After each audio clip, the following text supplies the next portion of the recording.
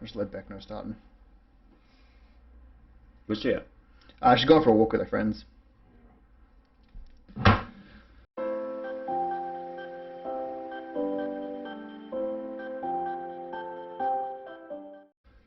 All right, Eric Adams. Oh, we're in now. Welcome to the... yeah, we're on, bro. Oh, okay. We're not live, don't worry. Oh, yeah. We're in. Welcome to the Locked In podcast, man. Okay, well, thanks for having me, dude.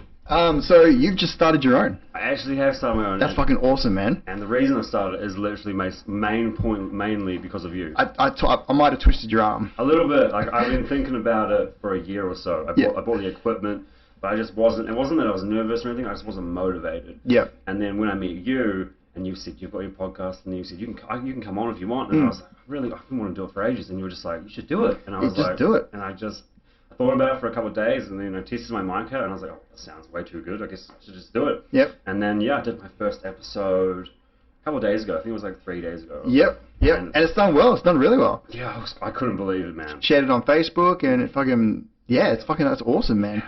I think more people should do podcasts, and what I'm really stoked about for you is that yours was a really simple setup. Like, I've got my 2 computer screens here that we're working off. I've got lighting. We bought multiple mics, but you're running off a phone and a mic. Yeah, that's it. And it's fucking good. Yeah. It's good quality. The camera quality is better than mine. I've got a webcam that I paid for. So your quality is fucking unreal, man. You should be stoked about that. How did you find your first episode? Sorry, I'm just gonna get rid of that. How did I find my first episode? Yeah, did you like enjoying it, finding the rhythm? Oh yeah, no, I really enjoyed it. It wasn't like, it was a really lovely podcast. I had my 2 closest friends on, but it wasn't the ideal podcast, and that's what I've come to realize from that. Like, I really enjoyed it. The conversations were really good, but I didn't, because there's 2 people. It's a very different setup having 2 people. I think. Well, obviously I haven't tried with one person, but I don't feel like there's enough time to bounce back and forth. And a lot of the time it was them talking, which I was allowing that to happen, which was great. But all in all, it was still good. But I'm excited to try the one-on-one podcast. Like, I'm really excited to have you on podcast. That's gonna. I'm keen as to come on, man. That's gonna be an experience. Yeah, it's gonna be fucking unreal. Are you keen as? No, I'm very keen. Sorry, I'm trying to fucking let my jitters get down. Yeah, you're right, man. I'm just really excited for this podcast. I've been excited for it too, man. I feel good. I'm trying to calm myself. My podcast was less nerve-wracking. This one here, for some reason. I think it's the lights. Maybe. The lights do it, man. This is really quite legit. I like it, man. We went out, we bought this desk. It was, if anyone's looking for a fucking work desk, buy a table. Buy a small table. We went looking for an office desk for myself and Beck, because usually when this isn't set up the way it is now, this screen will face me here, this one will face me, and Beck's laptop sits on that side, and that screen over in the corner is her second screen. Oh, no, that's nice. Yeah, so, and all the desks that we looked at were like these tiny office desks where you would just fit a computer, and then there might be like a drawer that slides out for a key, and this is so much better, man, and it lets us do stuff like this. Yeah, especially together too, because those desks are good for one person maybe, but 2 people it's really a struggle. I liked yours though. You guys were like laid out on the couch. It was super relaxed. It was chill. It didn't feel like super formal, which is probably a better way to do it if you. Maybe yeah, in that setting with multiple people maybe. But I do like the idea of a desk and facing each other for one-on-one conversations. Yeah. But it really did work. I've got a corner couch, and that really worked for 3 people. I did have to figure out where the mic went, so I had to bring the mic as close as possible because it has to be able to pick up everyone's voice clearly. Yours did really good job of that. Lucky, man. Yeah, that was really good. I tried it, and it was literally back what's this in centimeters? Like 30 centimeters difference. Yeah. That really changed the game for it, and I made the person that was sitting in the middle kind of lean in and talk into the mic a lot more, and it picked up really well. And that was Ashley. Yeah, Ashley. Yeah, okay. That's my flatmate. Yeah. Yeah, I've been friends with her since high school, and then the other friend that was on, her name's Katie, and we went to high school as well, and her parents are like my Aussie parents. Okay. Because you moved here from New Zealand. Yeah, I'm from New Zealand. I was living here when I was 16 years old. I moved to live with my auntie, and then she called me up. She's like, "You want to move over? Aussie's better. There's more money, more opportunity. Just a new life. Just want to try it out." So I did that. I did year 11 and 12, and then actually I got kicked out of my auntie's place, and that's how my friend Katie's parents took me in, and that's how me and her are like siblings now. Yeah. And then I went back to New Zealand, and I was just doing this whole adult thing. I lived with my mum, but then I moved out. I got some jobs, and then I was like, "What am I doing? What am I doing in New Zealand? Australia is so much better." And then I moved back in 2018. 28. It's not all that long ago. So yeah, I've almost been here 3 years. That's not all that long. No, but yeah, it's it's been quite an adventure. So when you moved over here, where did you move to? To Brisbane. To Brisbane? Yeah, because it sounded like you guys were at Whoop Whoop when I was listening to your podcast. When I moved here the second time, when I moved here in 2018 by myself, I moved into Brisbane. Yeah. But when I moved here in it was the end of 2012, when I was 16. I moved out to like Laidley. You know where Laidley? I'm very familiar with Laidley. Really? Yeah. Well, I do bushfire stuff, so what you do all over the place. Heaps of Lockyer stuff. Yeah. That's between Ipswich and Toowoomba, right? Yeah. And there's the bigger town close to Laidley is Gatton. Yep. And that's pretty close. And then Plainlands, like pretty much. And then there's that big servo on the side of the road in Gatton. Yeah. BP and Macca's or Hungry Jack's. They should be Plainlands. That might be Plainlands. So off the motorway, there's a big travel centre with like Macca's and Hungry Jack's and whatnot. That's Plainlands. It's a massive truck stop. And that's pretty much the main place for people to go. Yeah. Besides the towns, because there's heaps of little towns out there. So what was the biggest difference when you moved from New Zealand to Australia, like city-wise, like people, culture, all that sort of stuff? The city's definitely different. The culture's hard to measure because we're very similar. Like from my perspective, we're very similar because we're only like 100 years difference between Australia and New Zealand. Yeah. As the countries came up, and we all came from England, and then we did because we're so far away from the mainstream, like England and America and whatnot. We really did our own thing culture-wise. But between New Zealand and Australia, it is very similar. I would say like New Zealand's got more of a chill atmosphere because New Zealand's got a much lower population, and the government's a little bit less restricting as well. And there's more people in New Zealand that don't pay attention to politics at all. Yeah, but that's very similar in Australia too. That's why I think Australia is a very chill country as well, because we don't really pay attention to the politics so much. I think we're chill on a global scale. And then if you get down into the nitty-gritty, we have the crazies that are just as into it as everybody else. Oh, no, 100%. Like, we've got, I have friends on Facebook who have, like, visited America once, and they're, for some reason, somehow, they're, like, Trump supporters. Really? Yeah, and I don't want to get into a debate on, who's a good person and who's not a good person, but I just find that fucking crazy. You mean the out there Trump supporters? Yeah, like kick Biden out, Trump should come back, Trump positive. And don't get me wrong, I've always said he could be the best president in the world. I wouldn't know, but my opinion stops at when you're willing to say in front of the entire world. He didn't say it in front of the entire world. When you're willing to say to someone, even in private, that you can grab women by the pussy because of your power, like your money. That's a dick move. Yeah, and you could be the best president in the world, you still shouldn't be running the fucking country if that's your attitude. That's really bad. Yeah, but I used to live next to Tongans, and I know that that's different from New Zealand, but that island kind of culture, because I feel like New Zealand is really the largest island culture. Oh, if that makes sense. Like, I know Australia's considered an island, but as far as New Zealand goes, that's for me living in Australia, that's an island to me.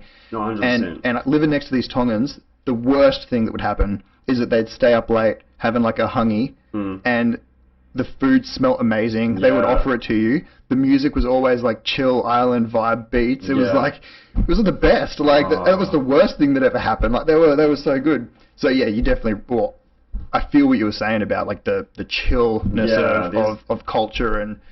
You're very right about the islander. I haven't actually met too many Tongans. I've met a few, but I've met much more Samoans. Yep. And it's very similar. It's not. I don't like to say they're similar because I don't really know the difference with their culture. But from my perspective, when you meet a Tongan, a Samoan, there's Fijians as well. There's a lot of those islanders in New Zealand, and they're very chill people. Yeah. And they mix well with Māoris as well. Like a lot of the Māori culture is mixed through with islanders. They're kind of like they're all buddies. And New Zealand in itself is just really chill, and I think that is a big part of it. Another amazing thing about New Zealand is the Māori culture, which is our natives, I call Māoris, not Maoris. Yeah, Māori, I was just talking to someone yesterday, and I was like talking about my heritage, and I've got some Māori in me. As you guys can see on the video, I'm white as hell, but I do have Māori heritage in me. And they said, "What's a Māori?" And I was like, "Oh, sorry, you probably heard of them as Maoris." But the proper way of saying it is Māori, like Māori cheese, with an R in it. Yeah. Sorry, I lost my train of thought there. No, the thing about that I find different about the culture in New Zealand to Australia, that's quite important, is New Zealand luckily got to keep their native culture. So their Māori culture is really stuck through, and a lot more people respect it, from my perspective, compared to what Australia has with their Aboriginals. Yep. And from my perspective, because I've been thinking about it quite more recently over the last couple of years, from looking at history standpoint, the Aboriginals got like treated so poorly, and it's kind of unfortunate that Australia got everyone migrated to Australia before New Zealand. Like Australia's 100 years older, and that 100-year gap is the difference between how you treat Native people. Yeah, that's really interesting. New Zealand is so young, and they did get treated poorly. Like the Māoris definitely got treated poorly. There was still bloodshed, but it wasn't as bad. Yeah. And when the people had 100 years of culture before getting to New Zealand. Yeah, 100%. Yeah. And the people came around. They were a lot more understanding, and they didn't try and completely they didn't, because if you don't know much, I don't really know a lot about the Australian Aboriginals, but a lot of the time they were taking away from their homes and saying you've got to go to this reservation, or taking the half caste and trying to transition them into white people.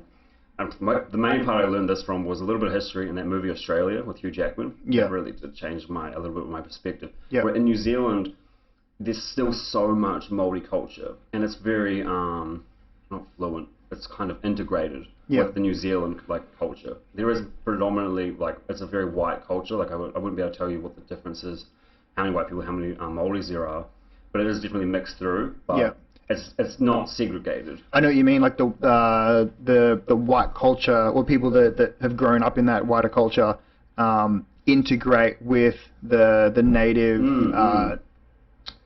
What's the way to say it? Like their cultures and their food, the traditions. Probably the best word for it. Yeah. Whereas over here, I couldn't tell you I couldn't give you an example of anything that I've participated in that would have any kind of indigenous culture to it, and then not out of not wanting to. No, it's just not but there. It's just never presented itself in front of me. Which, like you said, they were treated so poorly, and it was sort of wiped out so much that it's never hit my radar in my day-to-day. Actually, that being said, I have been to, with the bushfire stuff that I do, I went to a forum where we had indigenous speakers talking about the way they used to manage land with bushfires and stuff, because there's this huge thing in my industry where we do hazard reduction burns, so clear out the hazard on people's lands, the hazard being the high fuel bush load. The problem being that when we do it, Jane doesn't want to burn her property at the same time that Greg wants to burn his, versus when Marty wants to burn his, or Sarah wants to burn hers. Everyone's got these different plans on when they want to do their burns. Someone's got a party that weekend. Someone's visiting their neighbours, and they don't want to have their land smoked out while they're doing it. Yeah, okay. With the indigenous people, because they didn't have they didn't lock down on property like that. They would work with the land and move. Yeah. They would be able to burn out large sections of bushland and then move somewhere else. Yeah. And then while that all regenerated, so there's large parts of what we've done has really fucked up the land. And then on the other foot, it's the way we work now, it just wouldn't. You couldn't commingle them, because there's no way you'll get everyone to participate. No way you'll get everyone to agree on anything, which kind of comes back to politics and the whole left, right, trying to get people to agree on things. People lump themselves into boxes. No, 100%. That's quite interesting about that.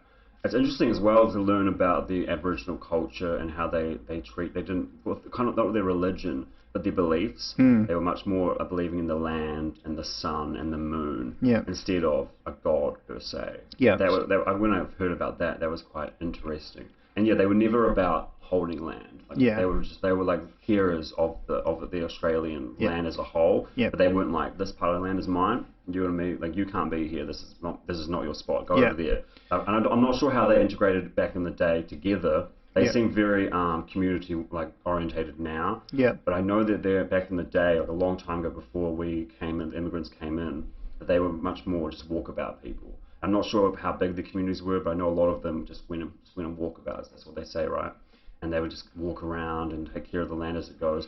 Yeah. I don't know how they survive. That's what's really interesting, because I know that we know how to survive now with technology and whatnot, and we know where to go and what animals to stay away from. Yeah. How did the Aboriginals survive for so long without the kind of things that we have now, in the desert and all these, the heat and the animals? Somehow they just figured it all out. Yeah, and I think they shared it through storytelling. Yeah. Probably the only thing I can remember from school that had any kind of indigenous relation to it was there was this book that we had to read about the way that the land was made. And I don't remember all the stories, but one of them that stood out was the way the rivers were formed. It was like a giant snake would come down and carve the rivers out, which kind of makes sense. You look, obviously doesn't make sense in terms of it's what happened. No, but yeah, the way that the rivers and creeks sort of wind looks very much the way a snake positions itself to move along the ground. New Zealand's got a kind of has got similar stories. I don't really know them all too well. I did learn them when I was quite a lot younger. When you're young, you can't obtain information the same way, but they use a lot of storytelling.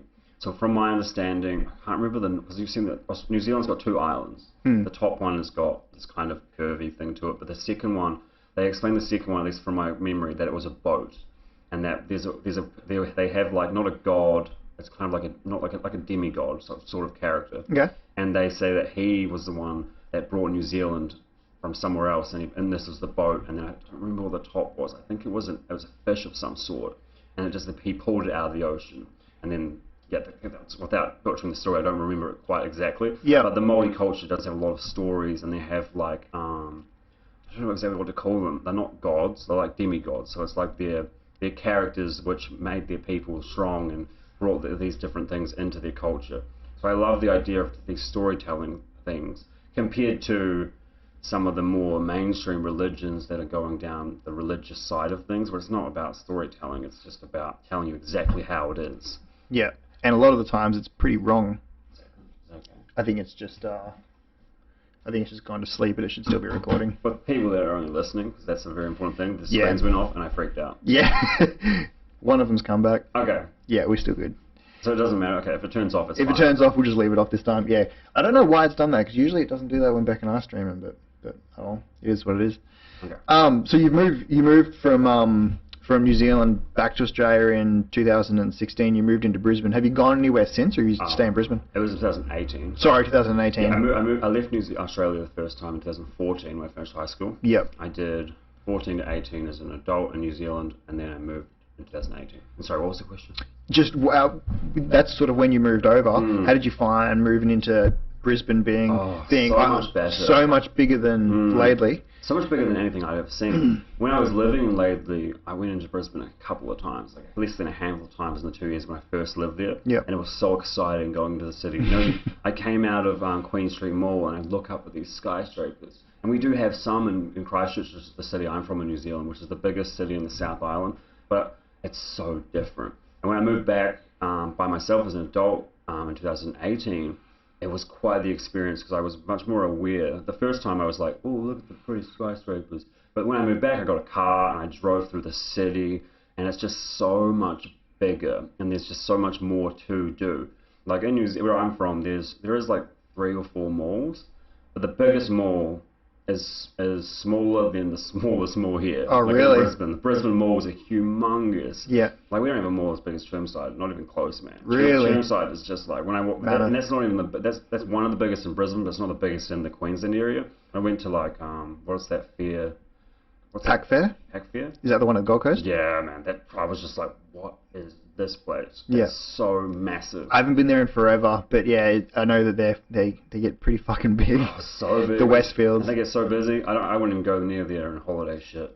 Over there, are they Westfields as well? Because I'm pretty sure Westfield is an international company. Well, no, it's definitely an international company. I don't think the Pack Fair one is, but I think there are Westfields in the Gold Coast. Oh, I mean in New Zealand. Oh, in New Zealand. No, they are, yes. Oh, they are. The biggest mall in Christchurch where I'm from is a Westfield. Is a Westfield. And it's nice. It's a 2-story mall, and it's just a strip. It just goes one way to the back, straight up and down. Yeah. And the little shops are down the side. Whereas you go to like a Chermside, it's got 2 strips. Yeah, two major strips. And yeah. That's so much. It's so much longer, and there's just more shops.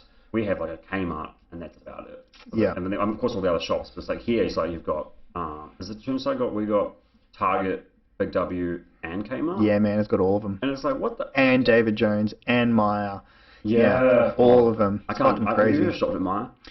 No, and Beck often doesn't like going in there with me because I spat the dummy one day. We were in there and I picked up this box and I was like, oh, look at this. Some idiots put the wrong price on this box of cutlery. It says $350. No. And then this lady was like looking at these boxes and Beck was like, no, that's what it's worth. I'm like, no fucking idiot's going to pay $350 for cutlery. This lady like put her cutlery down and like walked away.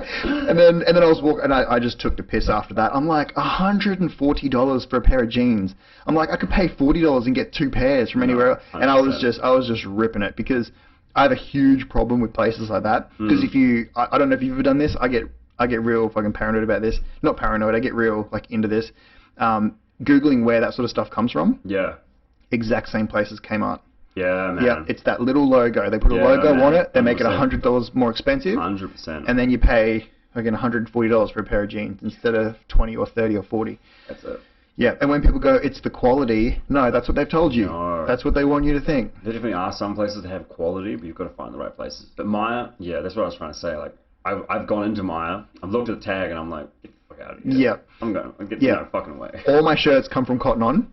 Yeah, man. When they're on sale for $10. Oh. And the only time I go outside of that is like I've got this shirt which is Under Armour. Yeah. Under Armour is one of the companies that I will spend the extra dollars on. 100%. Because shirts like this has lasted me years. The elasticity stays in it.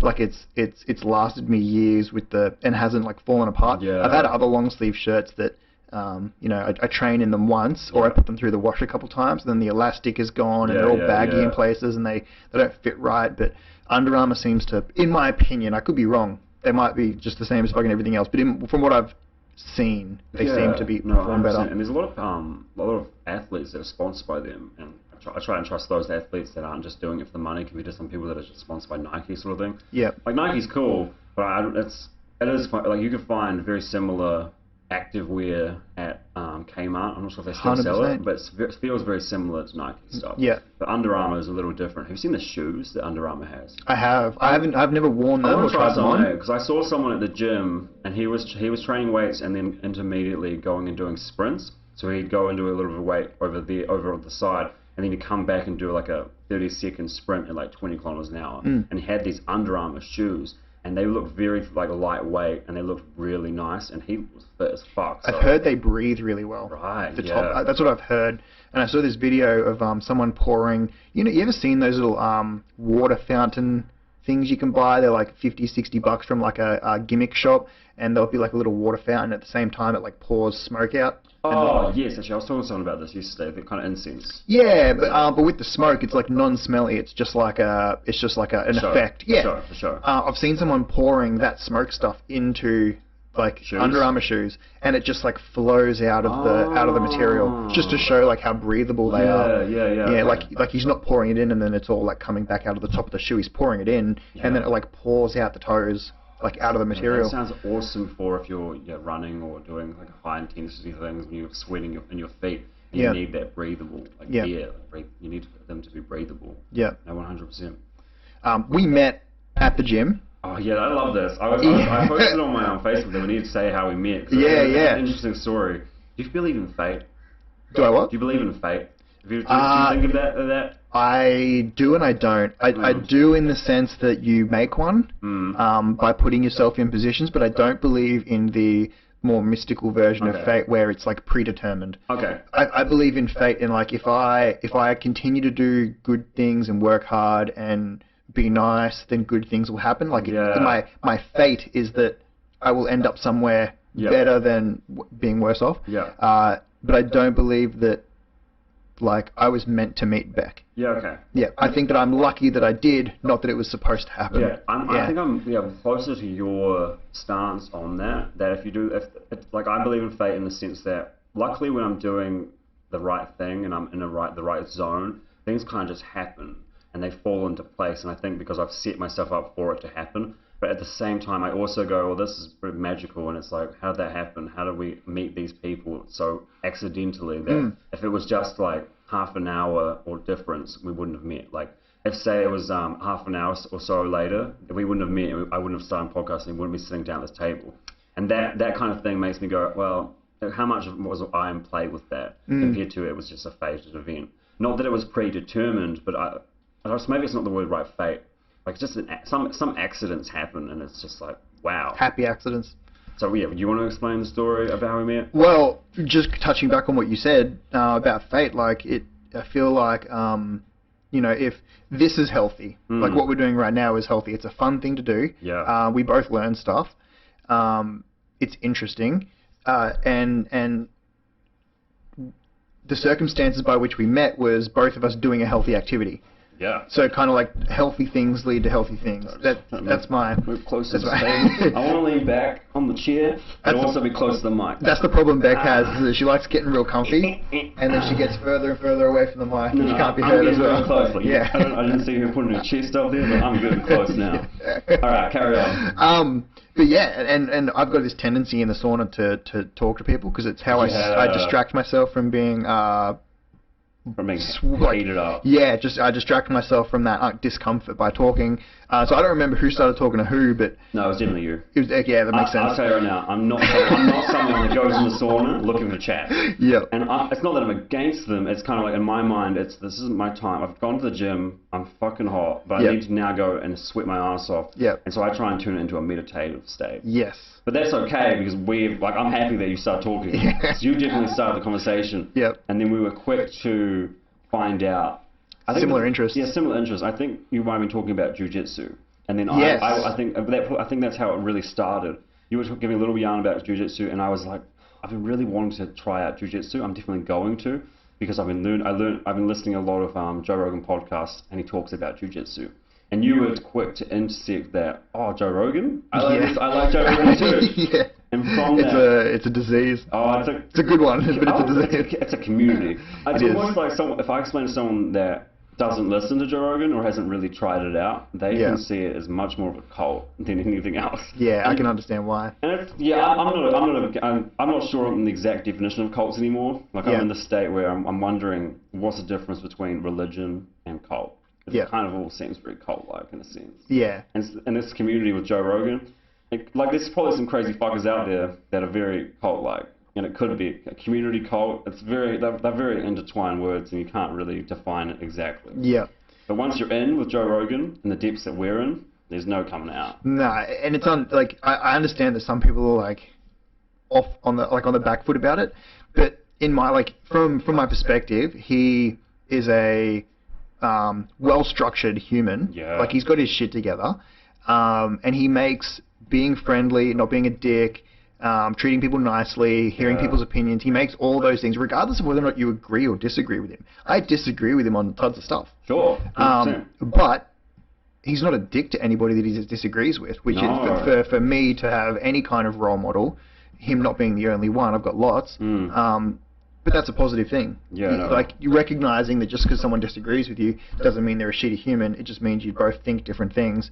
If you can have a conversation about that, well then why not? Like when he doesn't understand something, or he goes, that doesn't make sense, he'll try and voice why it doesn't make sense for him, and then try and get the other person to explain their perspective more so. Yeah. And even when they get to the conclusion that they don't completely agree, they've gone through those steps. Yeah. Instead of, I don't get it, that's bullshit, conversation over. Yeah, therefore you must be a dick, and we're on different teams, and all that nasty stuff that follows. Yeah, I love when he has conservative people, like the American conservative types, on his podcast, because he expresses that he's very liberal in that regard. Yeah. He can have great conversations with those people, and from that, seeing that, it makes me wonder why there's not more of that happening, and why is there more segregated hating on the other team, this ideological tribalism thing that's happening over there. Yeah. Where you look at someone that's very liberal, he's very about the people, everyone having equal opportunity and changing the game, and like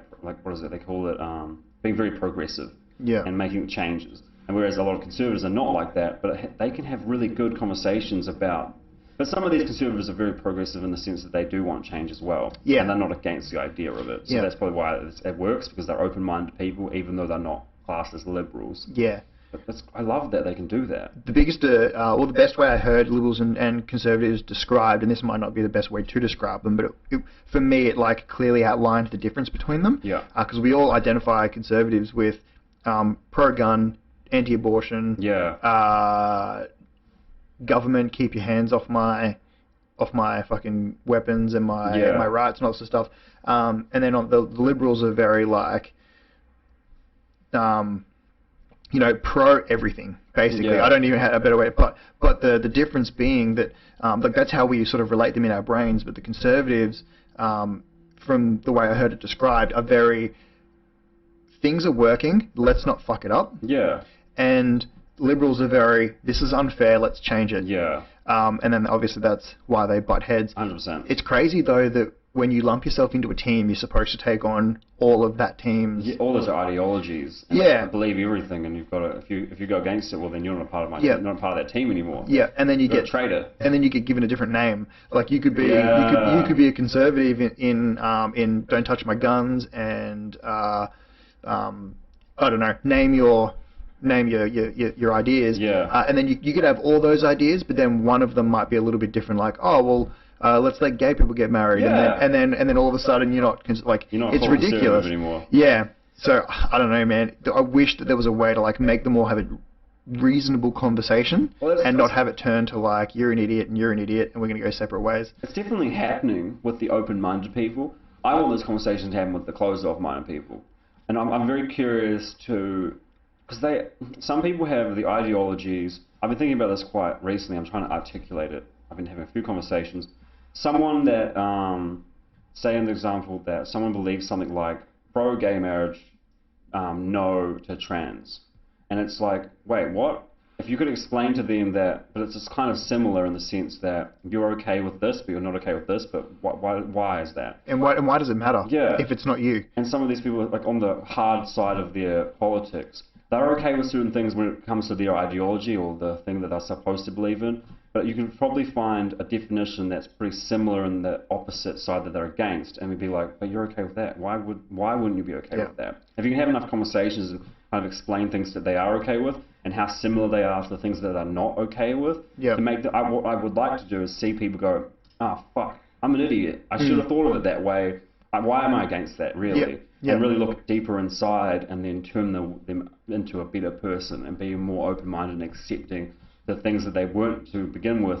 But if you show them that are so similar to the things that they are accepting of anyway, that they can become more accepting of all things or most things. Because everyone has their own opinions and are against things, but being accepting and just letting people do what they're going to do as long as they're not hurting people, that should be all it is. That should be everything. That should be everything. But some people go, no, you can't do that.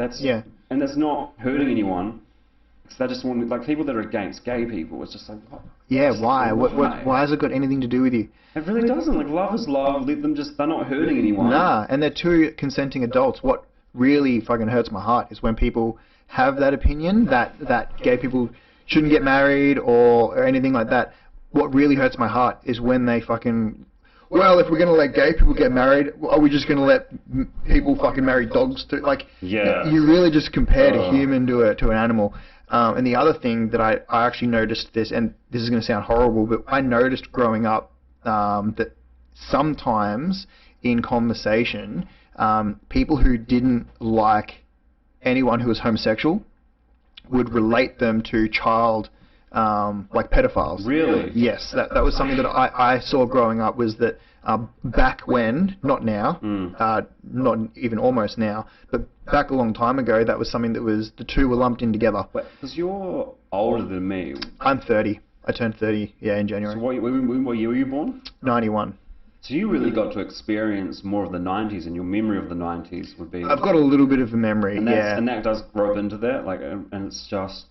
Yeah, from looking at history, I was born in 96. I just remember 99, like 2000. Like the year turning over. Yeah, I don't remember that exactly, but I can remember the feeling of that era, like the retro 90s feel, because it still went into the early 2000s, and then eventually technology took over, and we're in the 21st century. Yeah. But I do just remember that. But you would be a little bit, since you're a little bit older than me, you get much more of that retro 90s feel. Yeah. And that's where those kind of ideologies were still getting better, and there was a lot more people that were against the idea of gay people. And I think that technology and the internet really would have shaped the change and been like, look at all these people, they're accepting. And then, like, if you have enough conversations, that's why I love podcasts, you have enough conversations that people haven't had with themselves, with others, and they would be able to self-reflect and go, I didn't think of it like that. Oh my God, why am I against gay people? That's so dumb. Like, love is love. Like, and that's where someone like Joe Rogan really, really puts a foot forward in the right motion, because he's a reasonable, like, he's a little bit of a badass. You can't deny that you can't deny he hunts, he trains, he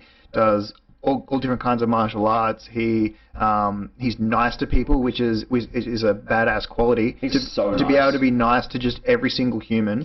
I've never heard anyone badmouth him as a fan. No. Like, be like, oh, he was a dick, he wouldn't take a photo. Like, that never happens. So to have someone that you can respect, even if you don't like him, you can respect him, and then for him to make a good point, you kind of have to take it. Yeah. You kind of have to be like, well, he's reasonable in all these aspects, and he's just made a great point about whatever it happens to be. It could be anything. So even if you don't like him, you have to often respect his opinion because it's usually really well thought out. No, 100%. He's been doing this for so long. People like to... I just want to fucking make sure. I'm just going to keep it on. Is there a setting you can change on the laptop? Because everyone who doesn't know, the laptop keeps turning... The computer screen turns off. And I just get paranoid that it's going to stop recording. I felt the same way with my phone because my phone was up. And I didn't know, because I've got to plug in my mic straight to my phone. And I had it on like 90% when I started the podcast. And I didn't know how long my phone would last. So eventually I got up and I checked on it. And it was fine at an hour and a half. At about 2 hours and 20 minutes, I checked and it was down at 20%. Yeah. And you know when your phone goes 20% and it comes up 20%? I was worried because it came up like that and I couldn't see the video behind it. And I was worried that it wouldn't record. It would stop recording. And then I clicked on close the 20% thing and it was still recording and I was like, beautiful. Yeah. But no, that does an anxiety. But where were we before that? Yeah, just being reasonable. Well, yeah, I was trying to say that it's very... The people that are... What was I trying to say? I really did lose my train of thought because of that. Yeah, that was my bad. I fucking pulled this shit up. I find it interesting reading articles that are against Joe Rogan. It's very interesting that you read why and they give explanations, but it's not from direct quotes. And they misquote and they take things out of context and they try and paint this picture of him. Yeah. And as a fan, I'm reading this laughing and I'm like, that's not who he is. No. He's not sexist. He's not homophobic. Yeah. And any of that stuff. And they say that he is because of a quote that he said. And some of the times it's a joke and it's in a joke and they've missed the rest of that context from that podcast. And most of the time I can read them and go, I've seen that episode. You guys are fucking idiots. I feel like a lot of the time because it's often from media, and when I say media, I mean like Fox or I know the media names here, but I don't know what they are in America, obviously. But but I feel like they're Fox is American. Fox is I thought so. Well, Fox is American. You said knew the media's from here. Oh yeah, so Fox is like the only one I can name. Oh okay. Yeah, from America. Yeah. Fox or like Sky might be over there. Like I don't know. Yeah, I think it's Fox is conservative, right? Is that where I think it is. And BBC, I think, is the liberal. Yeah, I think BBC. I've only heard that from enough people talking about the difference. Yeah, I wouldn't actually know. No, we don't know that shit. Nah. I actually stay away from the news here. Like all of the news is blocked on my Facebook. Yeah. If you tag me in if 7 News do an article about a dog being saved from a fucking stormwater drain, you tag me in that shit, I'm not going to see it because I've blocked. I block every news. I Channel 10, Channel 9, 10 Wind Coast, 10 South Coast, 10 Sydney, 10 Perth, all of them. I like how you said that it's an article about a dog being saved. From a that's a positive thing. Yeah. Whereas there's not likely to find many of those when it comes to the mainstream news stations. Which was actually where I meant to come back to with what you were saying is I think that often they produce those nasty stories. One, because anger incites action. And interaction is what drives their money. Yeah. If you can tell an advertiser that we got 1,000 views and 1 interaction versus we got 100,000 views and 20,000 interactions. Yeah. Obviously, one's going to sell better than the other. And that's usually negative, more so than anything else. Yeah, usually it has to be because that negativity is what drives the action. But when they do something negative on him, what I think is happening is they're scared.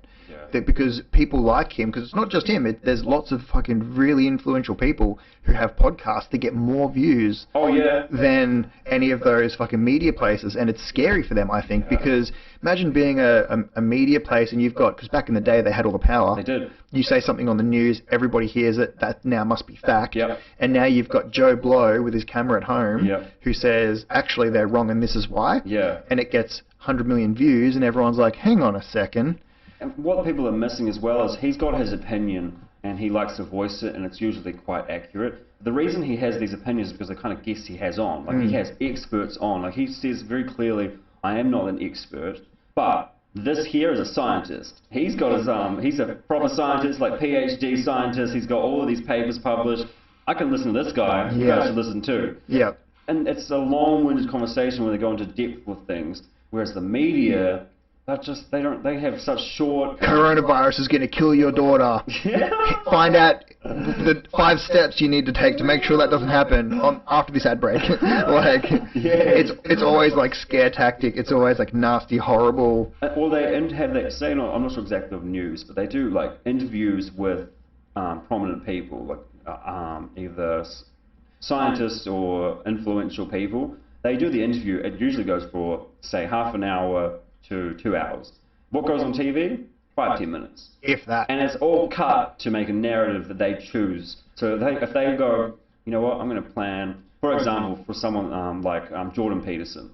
I've heard a lot about Jordan Peterson. He's a psychologist, and he's had times where he's taken interviews with certain media outlets, and they've painted him in such a bad light. They've ripped apart pieces from the interview which make him look bad out of context. Yep. And then they change the narrative to suit the fact that they wanted from the beginning to make Jordan Peterson look like a bad guy. Yep. You just have to go and listen to either his podcast or him on other podcasts. He's on so many different podcasts now. The first time I heard was in Joe Rogan. You just have to listen to that 3-hour conversation. You go, actually, he's not a bad guy at all. He's not. They like to paint him as a Nazi or a racist, a sexist. Yeah. And you've just got to listen from sound bites. Yeah, and it's so not true. Yeah. And that's something that the media, from what I'm seeing, because I don't watch the news either in this country or any other country, but from what I'm seeing and hearing about, that's all they do in such a bad way. They love the negativity. They like to, and they're painting pictures. That's not a true story if they're painting the picture. They need to let the picture paint itself by the person and explain their own story. And that's just not happening. I don't enjoy that, so I don't watch the news either. I'm 100% with you. Yeah.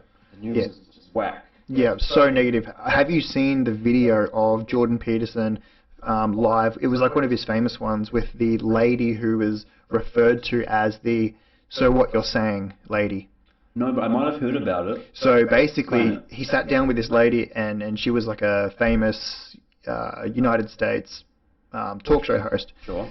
And basically, she sat there with like a list of things, and we're like, so basically, what you're saying is, and then he would spend 2 or 3 minutes explaining why that's wrong. Yeah. And then she goes, so basically what you're saying, literally every time he would be like, no. And then give out 2 or 3 minutes, and then no, Did he get, 2 or 3 minutes. Is this the time he got really flustered and angry? It might have been. Because I definitely heard a story about him in a situation where he got hot-headed. And if it was from a person like that, it's understandable. You have to explain yourself that, no, that's not what I mean, this is what I mean. Yeah, he basically came on there to defend himself instead of having a conversation, which is what he was invited for. But the best part of the whole thing, and I encourage you to fucking look it up, I encourage anyone to look it up, is there's this clip, she spends half an hour grilling him, and then it's getting quite uncomfortable, because she's being fucking a bitch. She is. She's just being nasty. She's taking things out of context. Not a single thing she said has been true. And she keeps saying this, so what you're saying is, and then he's like, no, actually. And basically it gets to the point where one of the questions is, so what you're saying is, so why does your right to free speech trump a trans person's right to a safe space, like to not hear some sort of negative, because basically what he's saying is the government shouldn't legislate the words that come out of my mouth. He's willing to he's willing to call a man who wants to transition to a woman. He's willing to call that person a woman. Yeah. What he's saying is the government can't legislate it because that's an encroachment on free speech.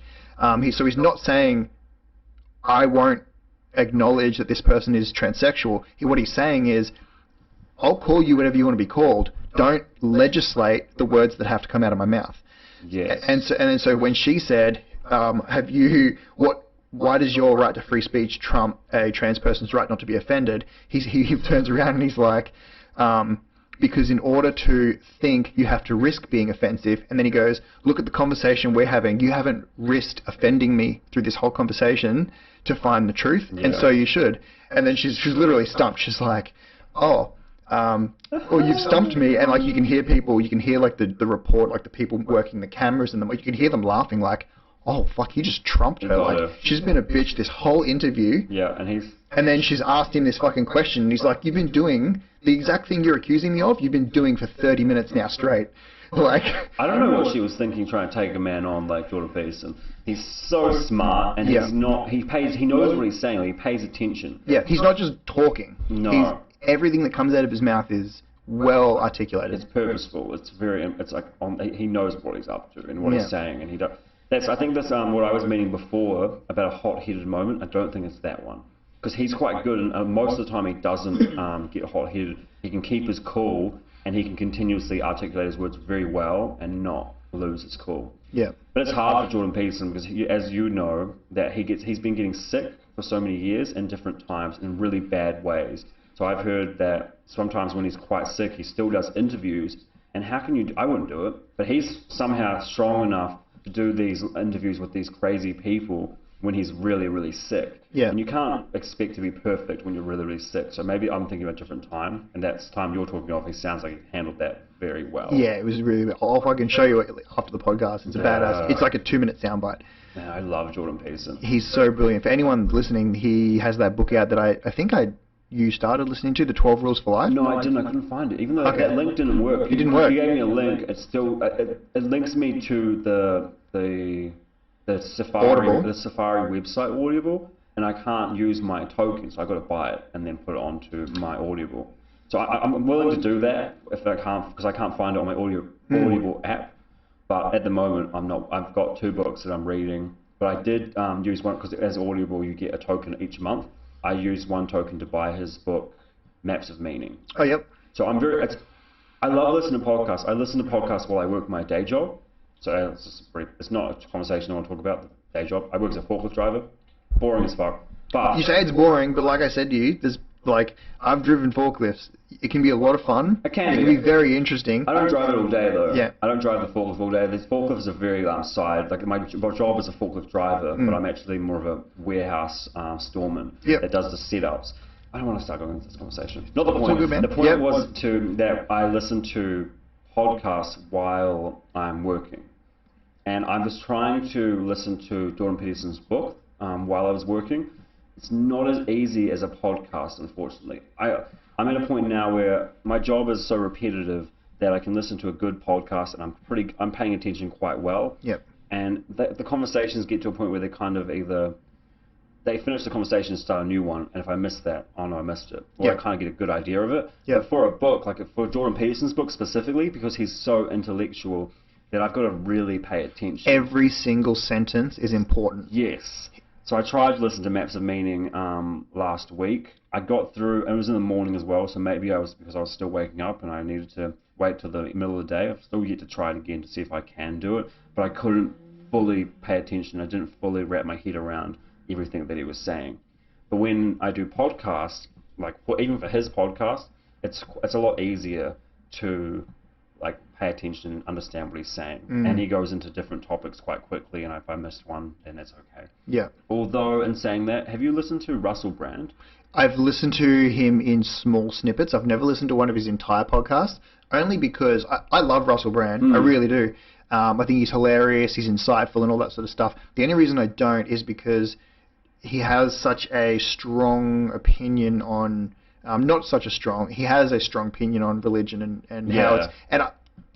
You do you. Yeah. But for me, when I'm listening, if you're going to relate a real life thing to a religious text, that's where I have to draw the line. No. Only because I've got really strong... And I love all people.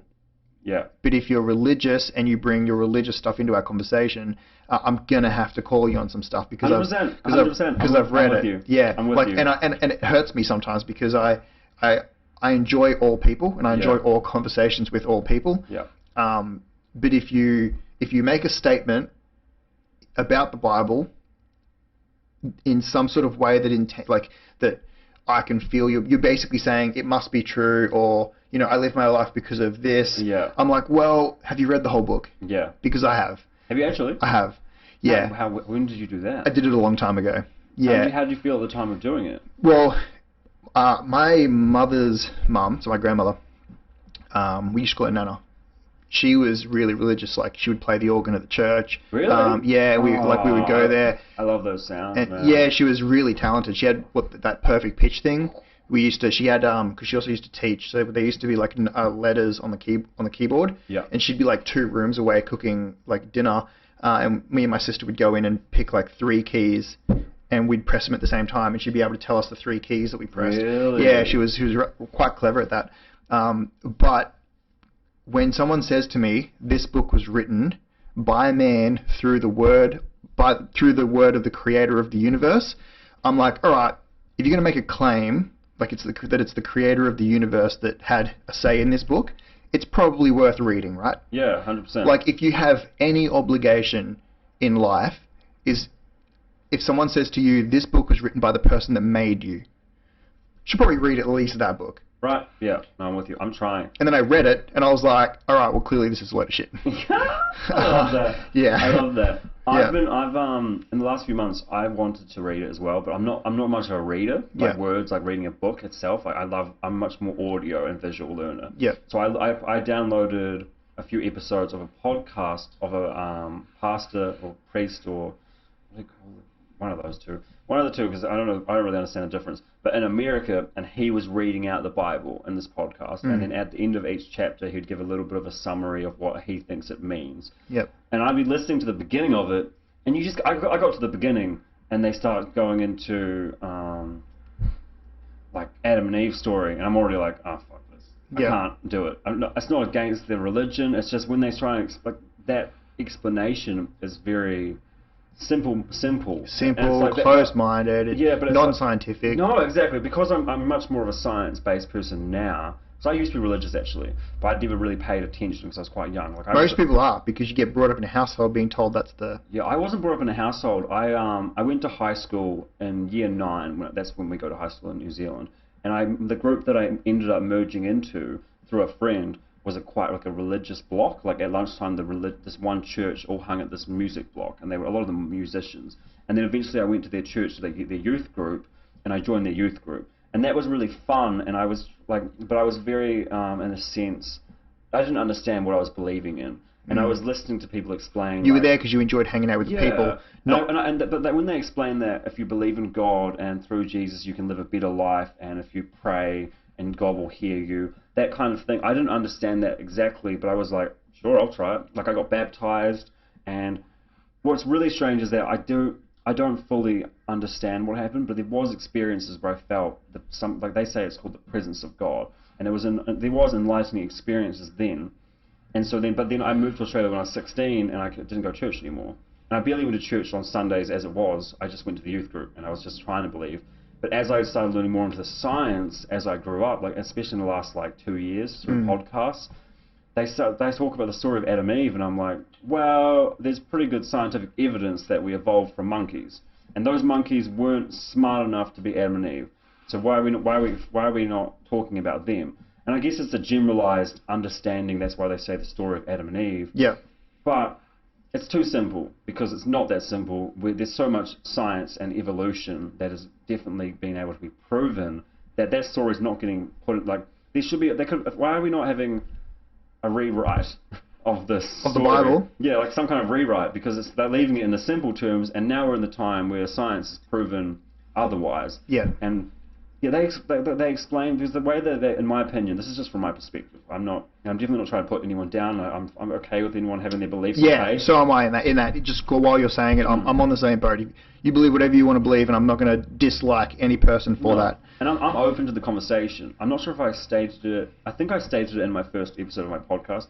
Oh, by the way, guys, my podcast is called the Eric Adams Podcast. Yeah, it is. Just so you know. We'll link it up. I'll throw it up on the pages and that. And I was talking to my friends there about wanting to have Christian people with strong beliefs on my podcast, because I am curious to have the conversation from my standpoint, and I explain the evidence of science that I've learned. Not that I'm an expert, but just to feel like why. Because the Adam and Eve story is the big one for me at the moment. There's definitely more, but that's the one I understand pretty well, because the Bible is so long. But they explain Adam and Eve and their relationship with God as much more of an intelligent beings. if they're the first two, and it's obviously very general, and it's they're kind of guessing and whatnot, but how can you believe Adam and Eve were the first human beings and be that intelligent when we can prove with science that we evolved from lesser humans that definitely couldn't sit there and talk and understand. Even they couldn't have a religious belief, they couldn't have that communication with God. They were just monkeys that figured out how to make tools, and then then figured out ways to communicate with each other. Probably pretty poorly to start with. Oh yeah, for sure, poorly. I was actually listening to the first episode with Graham Hancock, and he was kind of going through his theory of things, and he's from his understanding of science, he's explaining about the Neanderthals, and when they got tools, and when they started language. But the thing about them is they finally figured out tools which did make them evolve a little bit, but they used the same tools for something like 1 million years. And their language would have been grunts and basic form, and nothing developed. Like this is before we were Homo sapiens, where our brain had doubled in size. And for a long time, they were just using one kind of set of tools. I don't think fire wasn't introduced. They did have, like, I think it was stone tools. Like, they would have learned to use something to whack things. And I don't know about their language specifically, but for a long time, it wasn't articulate, it wasn't intelligent, it was just basic form of intelligence. And so when we start talking about the Adam and Eve story, I'm just sitting there like, but we're missing what about those guys? Because they're not Adam and Eve, from my understanding of that story. The Adam and Eve story seems to be much further down the track, where you've got the Homo sapiens, at least, where the brain is doubled in size from the... I'm not sure the exact scale. I'm not sure how many ancestors we have. In my mind, I'm too simple, and it's just Neanderthals, and then eventually Homo sapiens are where your brain doubles in size. I don't know the other terms and what happened. Do you know any of that? I used to know them better. I've read a book from Richard Dawkins, which is about the evolutionary trees. But essentially from that Neanderthal point, like you said, our brains developed, and there's a whole bunch of theories on how the brain might have developed. One of them might be, I don't know where you're going, you're thinking the mushrooms? I got my face lit up. People are just listening to audio, my face went, hello, are you talking about the Stone Age theory? So there is a theory that, for those that haven't heard it, correct me if I'm wrong here, but for when monk chimps, basically, were what close to Neanderthal. Actually, it would have been chimps, because from chimps we got to Neanderthals through that development of the brain. Actually, you're right. The thing, I'm not sure exactly where the Stone Age theory comes in, and where I think Neanderthals had tools and basic language. And I'm not sure exactly, because I haven't learned about the theory enough where it is, but it might be before that. We were talking about chimps that might have had the mushrooms. So basically it is, like you just said, chimps eating mushrooms that gave them hallucinations and trips and magic mushrooms, which could have opened their brain, which if you've ever done mushrooms, I haven't, unfortunately. You haven't? I want to, but I haven't. It's great. It's good time. It's fun. I don't doubt it. But that was supposed to be one of the things that could have caused them to open their brain up, and some of the other more accepted, not saying more right, because I wouldn't know. Theory. It's a theory. We can't go back in time. We don't have time machines. We don't know. We don't know exactly. But one of the other theories was that when they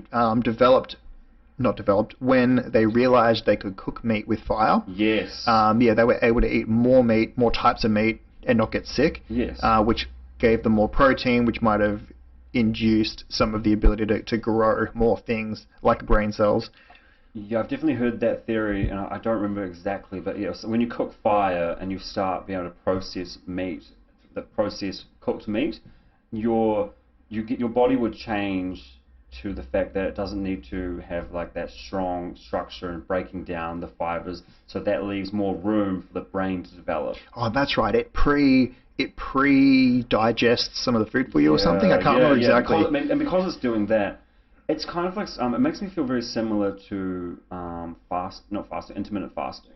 My idea for intermittent fasting is when you intermittent fast, because your body is not processing food, it's instead giving you energy to other places. So I haven't been doing it more recently, but I need to get back into it. When I intermittent fast, my cognitive abilities feel much more accurate, on point. And I'm curious to whether or not it's because my body's already done the processing of food overnight. Because I eat, when I was intermittent fasting, it would be from 2 o'clock to about 7 o'clock. Between that 2 p.m., to 7 p.m. So that 5-hour window is my eating. Then overnight, my body's going to be processing that food.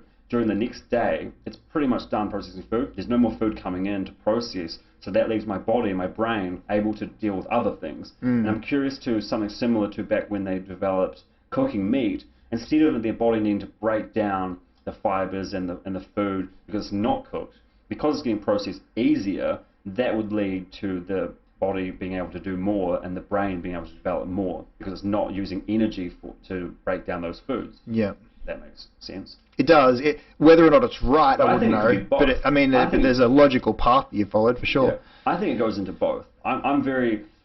Because I have done magic mushrooms, and I can kind of imagine if you found some monkeys and you give them a whole bunch of magic mushrooms, it's not like it's going to happen overnight. It's going to take a long time. But these monkeys can be intelligent. So I've watched a lot of videos of monkeys aren't so are very easily taught. You can teach monkeys really, really intelligent things. Like I've seen gorillas doing what do you call it? Sign language? Sign language. Sorry, yeah, my brain wasn't working too well. Yeah. They can do sign language. You can teach that, which means they're having a conversation.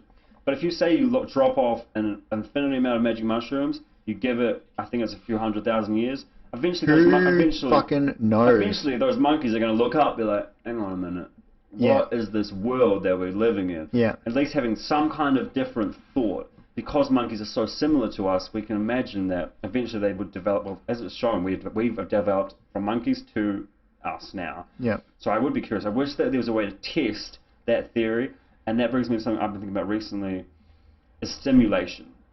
Simulation theory. Because I do believe that we're in a simulation. You That's do? From my perspective. Okay. I'm listening. I'm all ears. Before I go into why I believe that we're in a simulation, I'd be curious if we could set up a simulation that has a race of monkeys. We have an understanding that we can have magic mushrooms and what the properties of are. And in this simulation, you give them an infinity amount of mushrooms. You let those monkeys, and then because you're in a simulation or a computer system, you skip through 100,000 years. You see what those monkeys are up to. I would say their brain developed and that they eventually became as we are now. So I'm much more believing that in that theory, and I wish that we could simulate it. And I believe with simulation theory, we are getting to a point where we are simulating things, and technology is advancing so well that eventually virtual reality will get to a point where you put on some kind of headset, some kind of device that you will be put into a virtual world. And you go about your day. Yeah, and if that's the case, from what it looks like, if we could do that in the future, so yeah, even if it's a couple 100 years, I don't think so. I think it's more like within our lifetimes. If that happens, from my understanding, if that's going to happen, what's the chances that we're the first that have done it? I would be more believing that we are a part of a simulation of another set universe that has kind of had the same idea. And so for me, from my understanding, we're living presently through time. Like we're living through this time, and we go day to day. But if we set up a system, a simulation that's perfect, and our purpose is to go 100,000 years in a second. Well, what's happening inside that simulation? Are they going a second? No, they might be going 100,000 years, living out their life for 100,000 years. And that's where, because I'm thinking that way, I'm more in the belief that it's more probable if we can, say we do it, if it happens, if simulation does happen, so you can't tell the difference, that's when I'm convinced.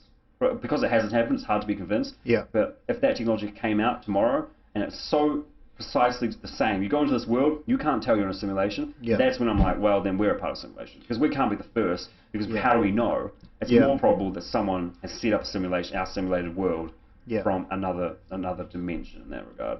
Yeah. That's my perspective. Yeah. The best person to learn about this because I hadn't really thought about this forever. The person that I learned this theory from, the person who came up with it, Nick Bostrom. Okay. He went on. I was going to say Lex Fridman. No, I wasn't sure. I love Lex Friedman. That's another guy. But Nick Bostrom, he's a Swedish. He's from the Scandinavian area. I'm not sure if it's Swedish, Norway. It's one of those ones. He's a philosopher, and he's the one that mainstreamed and coined the stimulation theory. People have been thinking about it for a long time, but he came in, I'm not sure if it was the 80s or 90s, and he coined it, and then eventually it pops back up in waves, and he came on the Joe Rogan podcast and explained that theory. From that, it's really enhanced my theory, but I think about it a little bit differently to him. Because I have different information, and I'm just a different person. But if anyone wants to learn about that from how I learned about it, and wants to listen to a really good podcast, he's really good. What was his name again? Nick Bostrom. Nick Bostrom. With that simulation theory, the hard part for me with it is that if we're a simulation, everything that we're doing right now is being simulated. So if we are a physical being, I think so. Yeah, you think so because you're tapping on your simulated head. It feels physical to me. It feels physical to you, but that's the simulation telling you that, right? So like the simulation is you're simulating touching your head. Yeah. The simulation is telling your consciousness that you just tapped your head, but where are you actually? Okay. You know what I mean? Your consciousness must exist somewhere, and that consciousness might be injected into the simulation so that when you're looking at me and you're seeing me what feels like from behind your eyes. Yeah. Like when you're looking at me, you're seeing me, but you feel like you're in your head. You feel like you're behind your eyes and you're projecting your consciousness and your thought through your eyes towards me, and that's what's getting light cells back, or photons back. So if we're a simulation, where actually is our consciousness supposed to be? If we're injected into this simulation, you feel what I'm saying? No, in the Matrix where they're all in those tubs and they've got the thing in the back of their head, and they're in a whole other world, they're doing all this stuff, but their actual physical being is in the tub, in the cell, in the goo, with the thing plugged into the back of their head. Okay. You feel what I'm saying? Like, if we're a simulation, is that all we are? Or do we have a physical body somewhere that's... Oh, I see what you're saying. You're looking for the more, like, if we're a simulation, where's the connector? And where does it stem from? Yeah. Or is consciousness simulated? Is it a physical, though? Are you looking to find that, like, where are you, where is your physical thing? Yeah. Because I can't see it that way, because if this is a simulation and whatnot, I believe our consciousness is still a energy source, and I think that's it. Like, I think I don't think outside of the simulation, and from your side of things, from what I think I'm understanding for your theory, I don't think if we made it to the source, it's going to be a physical thing. I think outside, like, I believe, and this is my perspective, and I'm trying to more forming this as we're talking. If we're in a simulation, who started us? Yes. So say some being started us. Well, I believe it goes infinity ways back, that they would be this person, they would still be sitting here with the same kind of idea that they're not the first either. Yeah. So they're simulated, and then they're simulated. And eventually, it goes, in my mind, it goes back to the source of energy and this, because I'm not religious in the fact that I believe in any kind of Christian beliefs, but I do feel a spiritual side of things, also because I've done psychedelics. You should definitely try them, because if you're atheist, you're more likely to turn away from atheism because of psychedelics. Yeah, but I would say that I'm an anti-theist. What? Anti-theist. Not atheist? Against. So to me, an atheist is like an incorrect statement. An atheist doesn't technically exist, because technically everyone's an atheist, right? Really? Yeah, like a Christian is an atheist to Zeus, to Thor, yeah, okay. I get it. To Allah. Yeah. Like, everyone's an atheist. Like, if you're religious, you've just got one less God that you're an atheist about. But for me to say there's a teapot floating around the moon, and that teapot poured out a liquid that formed into the gel of the earth, and then I'm making this up. That was a great theory. I want to believe it's you. The teapot theory. So if that teapot, right? But for me to make a statement like that, obviously sounds ridiculous, right? Oh, well, but if I wrote a book about it, would you be a teapotist? I could be. You know what I mean? For me to be an atheist means that's definitely correct. Yeah. And I don't believe it. That's not a thing. Like, I'm an anti-theist because I believe that a God, as far as we've written about one, not in terms of people's spiritual beliefs, but in terms of the books that we have about gods. Yeah. I think all those are bad for the world. Well, it's a perspective thing. They're trying to guess. Like, you're not a unicornist. You're not a fairyist. No. Like, you don't have a word that describes your unbelief in leprechauns. So I don't believe atheists, but I do see what you're saying. I think, like, psychedelic, I've heard from lots of people that if you take DMT or one of those. Yeah, DMT is the big one. Yeah, big one. Yeah, any of those really, but DMT being the big one, that you become less attached to the idea that nothing is at the end of the rainbow, end of life, end of consciousness, and it might be something else, which I actually do sort of believe. I do believe there might be something else, because Sam Harris, who's that, brilliant dude, and he's way smarter than I will ever be, but he believes that consciousness is separate from the physical being. Yeah, I believe that too. Which is why I come back to what I was saying about that, like you're saying, whoever simulated us is also simulated, who's also simulated. I think it goes infinity long. I mean, that's a great theory. The way I see it, though, is that if I'm simulated, I feel like even if I'm simulated, my consciousness must be real. I think, therefore I am. And I could be wrong. I could be wrong, but that's what I think. And so if my consciousness is real and I exist, I feel like if I'm simulated, my consciousness needed to come from somewhere, and that's been put in the simulation. I could be wrong. Okay. From that, I'm probably wrong. Who's to say? Yeah. Who's to say? Okay, I love when someone says, I'm right. I'm like, well, hang on, let me look at this from a different angle. You're wrong. Get the fuck out of here. But for that theory, from my understanding of consciousness, I'm curious too, when we create artificial intelligence, that who's to say if they can figure out the way of, like, they're so intelligent, like the higher intelligence, like AGI, the artificial general intelligence, that thinks for itself, who's to say that hasn't picked up a consciousness? It's alive now. Because who's to say what alive is? So I'm very curious, and it's like this, how Sam Harris explains it, that the consciousness is separate from the body. Graham Hancock, everyone should look into Graham Hancock. He's got so many fields. Very interesting human. I don't want to go into that full explanation because I'm trying to keep on this rhythm. But he explained it that our body is more like a receiver for consciousness. So, I have heard that. So it's like a radio or a TV. The TV picks up the signal and it plays the movie.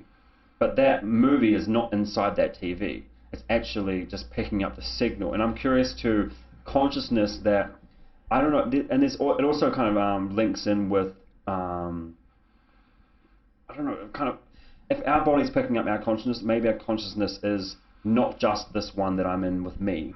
That my consciousness might be actually all around other dimensions. Like, I'm very curious to the links between, like, multiverse, like that kind of theory of multiverse, that there's another version of me somewhere else, and maybe that's a similar version of my consciousness that is just getting picked up from wherever consciousness is. That physical body's picking up that version of myself, and I'm picking up my version of myself, but my consciousness is just getting sent to me, and the source of my consciousness is somewhere else, and that's in. And that also, you listen to my podcast and my theory on the afterlife. I'm like 2 hours in. You're just on that topic, but I've been listening to it at the gym, but I'm on the side. You're about you. I don't know if I want to go into it. 20 seconds into talking about. It's such a long about theory to go into without. I would just kind of suggest people, because I dusted it the other day to go. I'll also link it on the YouTube video when we post it. But to simplify what I'm meaning with consciousness, my idea of the afterlife is the end of the line is a big infinity wide, bright white light, and that's where our consciousness ends up after we die. And I'm curious now. This is all off the top of my head. This is all new, kind of an idea. I'm curious to whether or not my consciousness is there now, and when I die, when my physical body dies, this part of me stops receiving the message. It, but this part of me just goes back to the pure version of my consciousness. This is a whole new theory. I've never thought of that one. You've really fucking up my eyes, man. The reason I believe that, the reason that my brain is open to the idea, I should say, because I don't believe necessarily about it. Oh yeah, this is a theory. I could be. I'm not. I'm probably wrong about everything that's come out of my mouth in the last hour. Same. I'm talking about a fucking consciousness and a bright white light. What do I fucking know? But Sam Harris, he's like big on consciousness and what it is, and he's like right into super interesting dude to listen to. He's also got I need to say this out loud because more people need to do it. He's got a meditation app. I haven't tried it, but I want to. I've definitely heard about it. The fucking awesome thing about it is that it's a brilliant app. It's expensive. It's $150 a year, but if you email them, they'll give it to you for free. I think I heard you talk about this on your podcast. Yeah. So and I obviously not exactly a fucking sponsored content creator of any sort, so it's not like I'm suggesting this in any benefit to me. If anyone's interested in meditation, which I never was but became interested in for good reason, it's it has positive effects on the brain, measurable positive effects on the brain. Yes. Both in terms of the brain's general health and your ability to act instead of react. When you receive a piece of good news or bad news, if you're heavily practiced in meditation, you're able to take in that information and act reasonably instead of holy shit, yes, or holy fuck, no. You're much more fluent in your ability to receive good and bad information and act accordingly. Yeah. So those are the benefits of it. But this app is free if you email them about it. And where he goes with it is that, and this is one of the, I'm sure, thousands of reasons why he thinks that your consciousness is separate from the body and that death doesn't necessarily end at, or consciousness doesn't end at death, is that when you're meditating, if you're good at meditating, and anyone can get good at it, during that process, you can stop being the person behind your eyes. Yes. He says that your consciousness can exist and you can feel like you're not behind your eyes. Yeah. Not that you're somewhere else, but you lose the connection with your body in a sense that you're separate from your body because your consciousness technically is. Even though it is your brain, the who am I, what am I, comes from somebody else, somewhere else, and he's a big proponent of that. There was one more thing I needed to say about meditation. I think I've forgotten it though.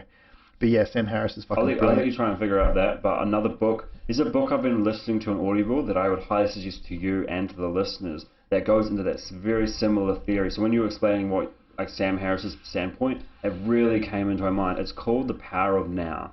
It's by a guy called Eckhart Tolle. I'm not sure. I know the first name is Eckhart, but the second name is Tolle. And it's The Power of Now. And he goes into these types of theories, and I would butcher the story because I'm trying to learn it and understand what he's saying. But the real message I got from it was to stay present and to detach yourself from yourself, and that to pay attention to your mind and realize that there's a consciousness behind your thoughts. Like, and he explains to watch your thoughts, and you can listen to your thoughts. So that really, it's really hard to explain that story. But I know what you're saying, listening to your thoughts. Like when you think, oh, that car outside is noisy, what part of your brain is observing that thought? Yes. Yeah, like you've acknowledged that your brain drifted to the car and the sound the car made. So what part of your brain makes up that component of thinking? Yeah, that's a bit. Your guess is as good as mine, man. Yeah, that's the interesting question. And like with, I fucking remembered it and I lost it. With the consciousness thing. The art. So some people say that they don't have the attention span for meditation. Oh, that's hilarious. Yeah, and what Sam Harris says is that when you're relaxed and you're taking your nice deep breaths, doing your meditation, your brain is supposed to wander. Yes. And when you recognize that you're now thinking about your itchy foot instead of your breaths, that bringing your thoughts back to the breath after the itchy foot, that recognition of, oh, my brain got distracted, bring it back, that recognition of distraction is the rep. Yes. So if you think of meditation as gym for the brain, I understand. It's a rep. Yeah, so people think that, oh, I'm not good at No, that's the process. It's not that you're not good at meditation, it's that you think that the practice is the end result. Yes. You think that you're supposed to sit down, cross your legs, and at the end of it, make some hum sounds, and that you're going to start floating. Yeah. Yeah, where really meditation is the art of recognizing a distraction and bringing your brain back to a central point. It's a really good skill to have. Not just it's really good in meditation to do that, but that kind of like unconsciously trains your mind to be able to do it more easily in the real world. So before I got into meditating, I've meditated not through Sam Harris's app, but I love meditating in general. And now that you explain it that way, it's a good way for me to understand. I didn't really think about it consciously, but I do. When I'm meditating, I focus on my breath, and then I realize I'm wandering, and I go, motherfucker, get back here. Yeah. And then I do. And something I learned from a psychologist a few years ago was a technique about, they didn't say it in the same way as meditating, but they said to stay present. And that's also what I was learning from that book, The Power of Now. And it's really been clicking in with everything of this, like with what you're talking about, that when I was having any kind of stressful thought or any anxiety, or say I was just thinking about things negatively, I was taught by the psychologist, you need to center yourself and you need to stop doing that, because you can do it. You can control your thoughts and your thinking patterns and the way that you're expressing things.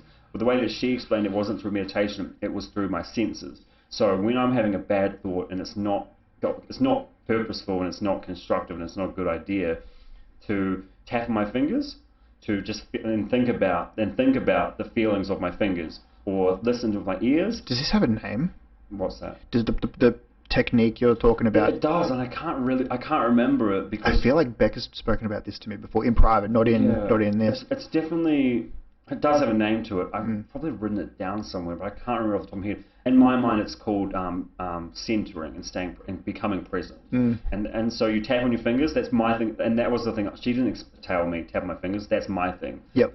But she explained my senses. You've got smell, hearing, sight, and what's it, sound, hearing, different feelings. So mine could be like, it could be anything. It can be anything, and tapping's not the only one. Like you can listen, so listening to the sounds around you. But if you pay attention to those sounds around you, or you just do the tapping, that's whatever negative, whatever thought pattern that you were in that wasn't needed, it's gone. And it can come back, of course, but that's when it's just like you said, it's a rep. You've got to train yourself to be able to do that, and it's very beneficial, because sometimes, and it's really helped me with my sleep, because I've been not an insomniac, but like getting to sleep has always been really hard for me growing up, especially through my teenage years. Of course, you're going through all this stress, and I just stressed myself at night time, and I could never get to sleep. So when I became like 17, 18, I was put on sleeping tablets for a long time, and I was very dependent on them. There was times where I stopped taking them, and I was smoking a fuck ton of weed. Not ideal either. That's a whole other conversation when it comes to weed. Yeah. But for becoming present in the last few months, or at least like 6 months, maybe 6 months to a year, from learning these things from the psychologist like about a year and a half ago, and then meditating. I tried meditating just because I thought people said it was great. No one really explained it in that same way, but it definitely did unconsciously help me with my sleeping. So at night time, I will go, my brain has got a conversation to have about the day, about what I'm stressed about, the future and whatnot, and I go, hang on bro, you need to stop, focus on your breath, and just go, watching the breath, breathing in and out. And then it doesn't always stay that way. You can't stay perfectly present forever, but as long as you keep following those reps and coming back, eventually I'm asleep. Yep. And I transitioned from sleeping tablets at the start of the year to natural sleeping tablets, but they ended up not really working, and I was like, what am I going to do? And I ended up learning I was doing a breathing techniques exercise, and I was doing it quite intensely at the beginning, because that was the best way to do it. It gave me a head rush. It made me kind of feel a little bit higher. Oh, that was that Wim Hof stuff we were talking about that time. Yes, that. If you have trouble sleeping, I would search up on YouTube Wim Hof breathing technique. And there's different, there's beginner classes, there's more advanced, there's like holding your breath for 30 seconds or a minute and a half. And you get to kind of choose your limit. I would start with the 30 seconds ones and the minute ones, and eventually as you progress you can go longer. And the feeling afterwards is so relaxing that you can go to sleep. But since then, I love doing that. Sometimes I just don't do it though now, because I'm very much at a point now where I can just stay present, and eventually I just fall asleep. My mind isn't wandering, isn't stressing. Yeah. And it's not that I don't do it, because I still stress and I still have anxiety, but I try and leave it more so for the conversations during the day. And I find myself stressing now. I really do kind of go, hang on, stay present, because this stress is getting too intense, and it's not helping me actually figure out what I want to do and how I'm going to attack the situation at hand. Yeah. Because some conversations need to be had, and it still gives you anxiety. Yeah. But when you go to from what I find, if I go too stressed, that nothing's happening, nothing's actually getting solved. So then I stay present. I tip my fingers, I feel the bottoms of my feet, and I'm just like, okay, I'm back, and it calms me down. And I think from all the different aspects, meditation, and from the psychologist, and then from Wim Hof, it's so beneficial. Yeah. It's like an exercise, and you get better at it. Yeah. And it's not something you get to a point where you don't think about it as often. So I explained what I do with the tapping, but I barely think about it. Sometimes I go, oh, stop. I just I can click it like it's like a little thing, and then I'm much more at ease and more presently, and then I can deal with the situation at hand so much better. Yeah, I feel like not being able to get out of that bad line of thinking is what some people diagnose self-diagnose as like a depression or something like that. And I don't want to point any fingers. I don't want anyone to think that I'm saying that you don't have a chemical imbalance, or you do, or it's your fault. I don't mean any of that. I know that depression is real.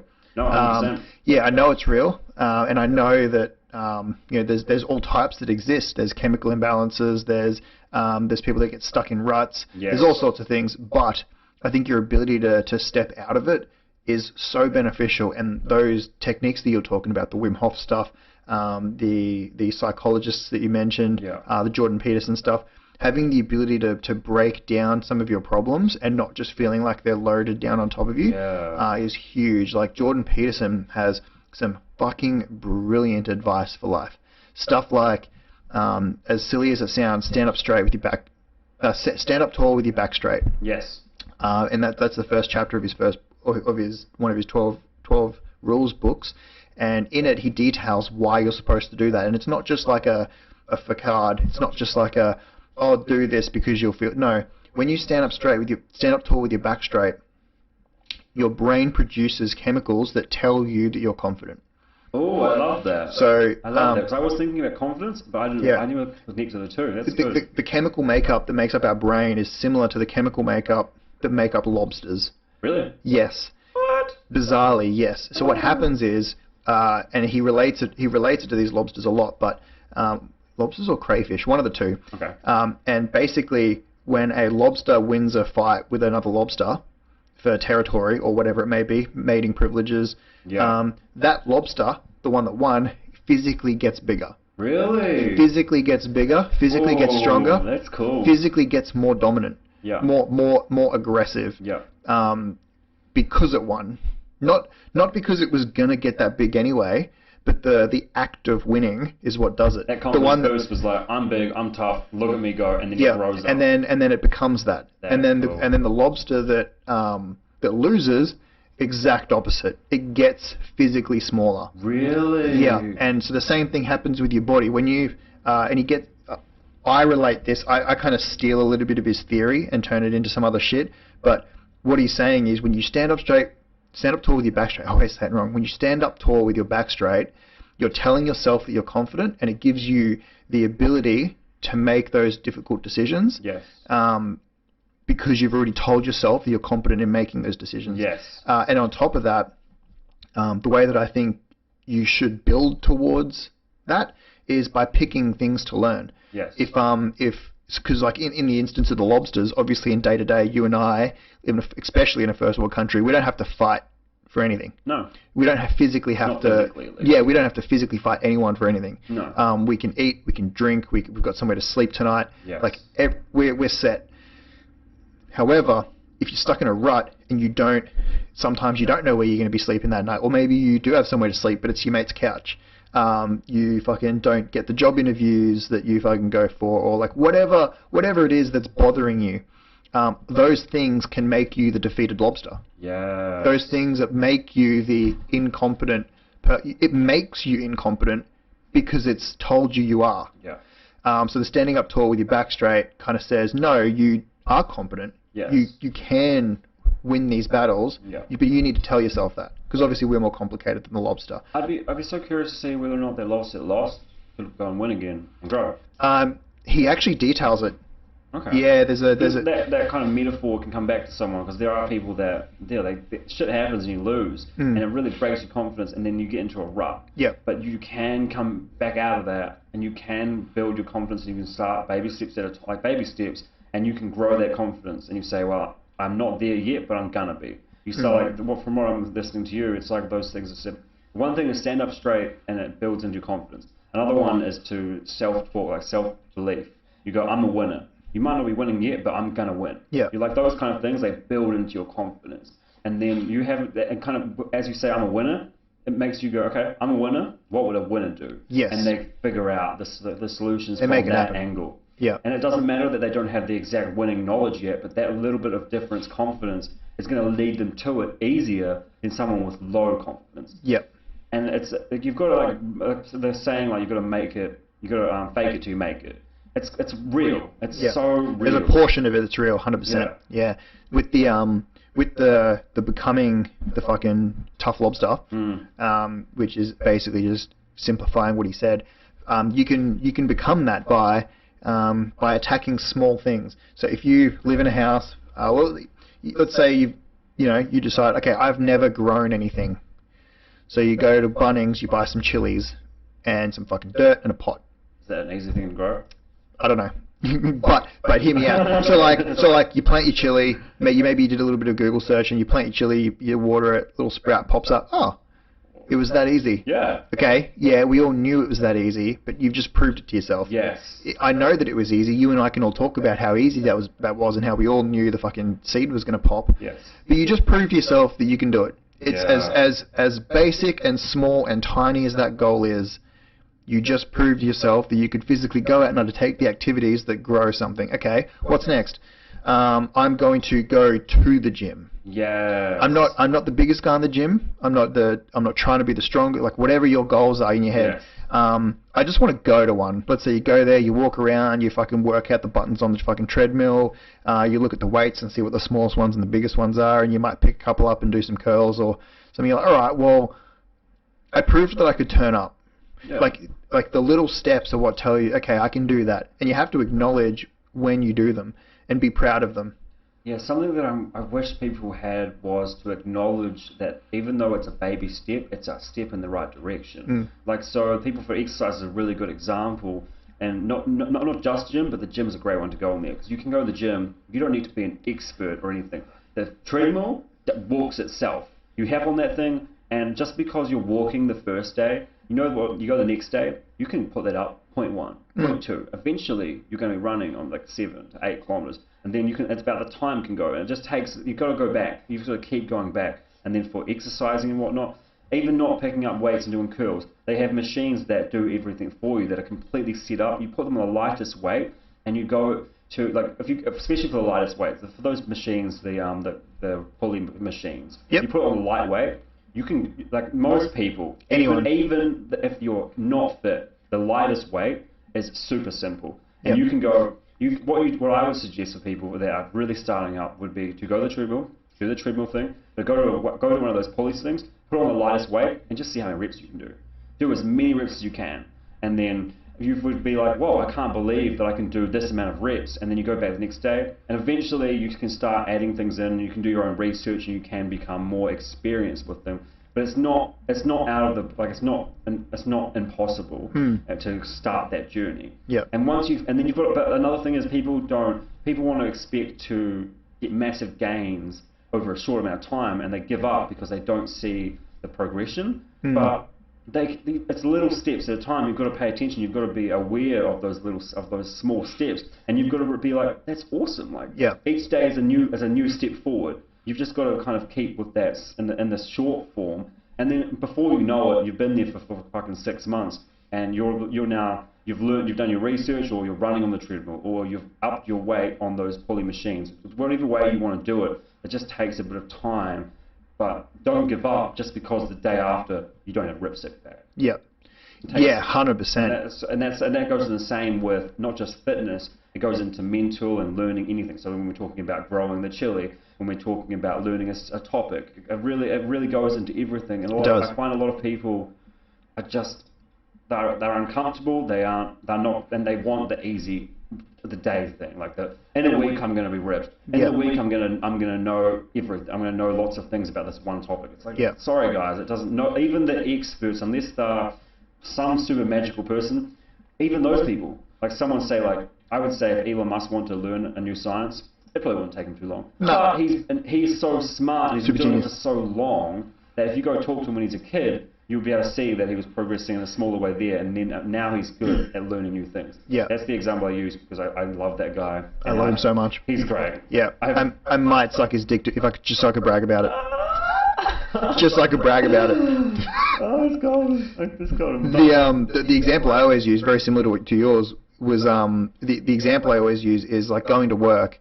Yes. And the fact that time is going to pass anyway. So when you go to work, you don't think of like, oh, I'm going to fucking put these out. No, you just go to work. You just get up and go to work, and you go do your job. You don't analyze the fact that oh, now I've got to do this, and then that, and then like you might think about them, but you're not breaking them down in your head the same way that people break down the reps and the sets and all that sort of shit they got to do. They think that what's the most efficient weight to do? What's the most efficient rep range? Well, you're not thinking that when you do your job. You just go and do your job, and then through doing your job, you realize that if I do that before that, it's quicker, and if I do this while I'm doing that, I get this done better. And all that sort of stuff. And the time is going to pass anyway. So if the example I always give, like if you and I quit our jobs and we decided to go be chefs, have you ever done any like chef work? I worked at a restaurant. I wasn't really a chef. I was like a kitchen hand, and I chopped the veggies. Alright, well let's just pretend you'd never done that. Okay. And we both quit our jobs and went there, right? Sure. We'd be fucking useless. Oh, well, I was still useless. I was just chopping potatoes. You know what I mean? Like chopping the potatoes, like finding the equipment, like knowing what heat to put stuff on. Yeah. All that stuff.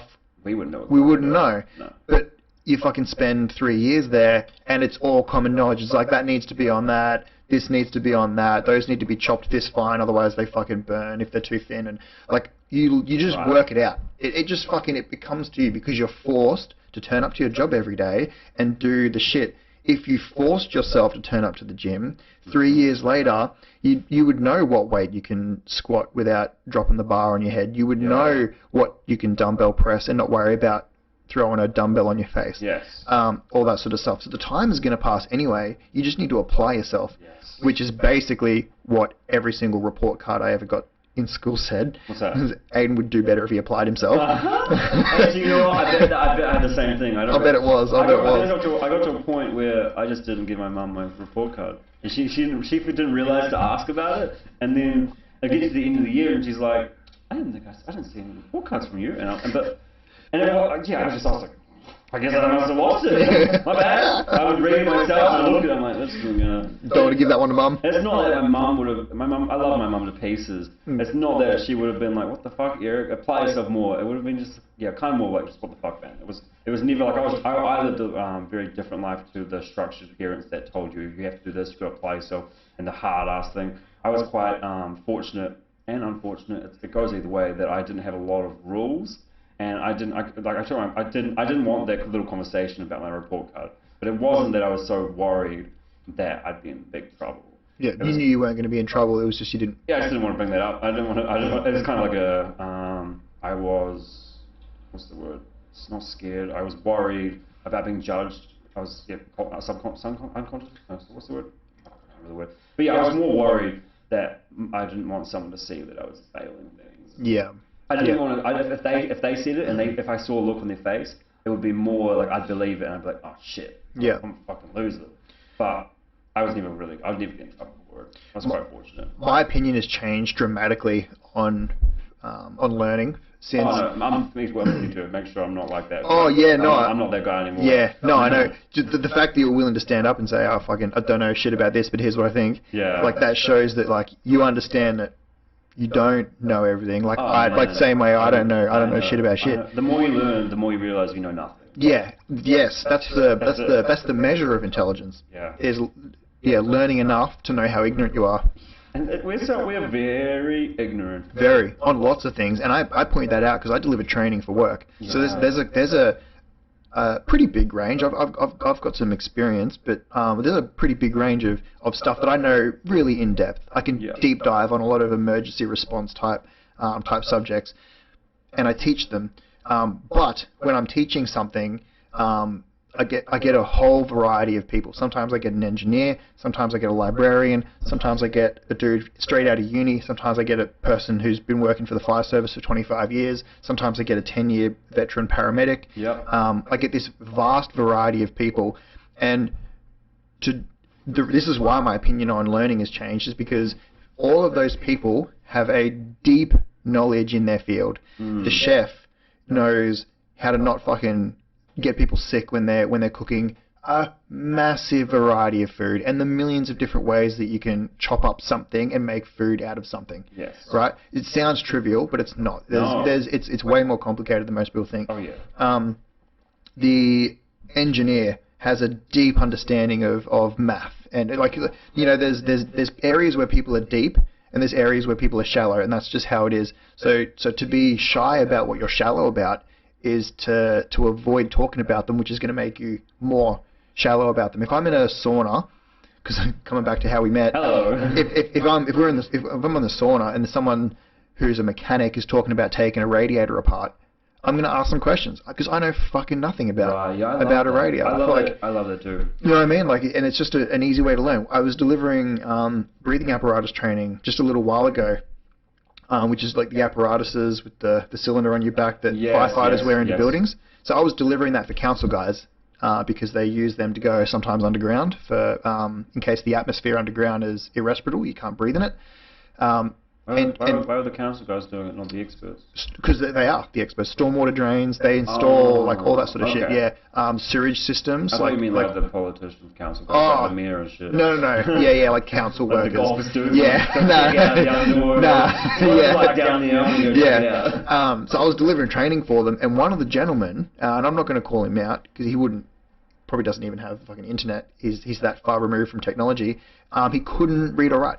Okay. But if you asked him how to stop a reservoir feeding 7 different Gold Coast Council blocks of land so that they could rip all the pipework out and not have the reservoir spill all its water out through these pipes, he would know where all the fucking connections are. That's very interesting. Yeah, so so people, and it's a shame because I see people like him and they're not confident when they step into a classroom with me because they think that I'm going to think that they're stupid. Yeah. Because that's what they think. And I don't think that, but that's what they think. They walk into a classroom and they think, this person's going to think I'm an idiot because I'm having a hard time reading country on the enrollment form. Like, and so I know what to write Australia in my, like, they're struggling with that. Like, I filled out a lot of his paperwork, but what I do in an instance like that is I ask him the questions.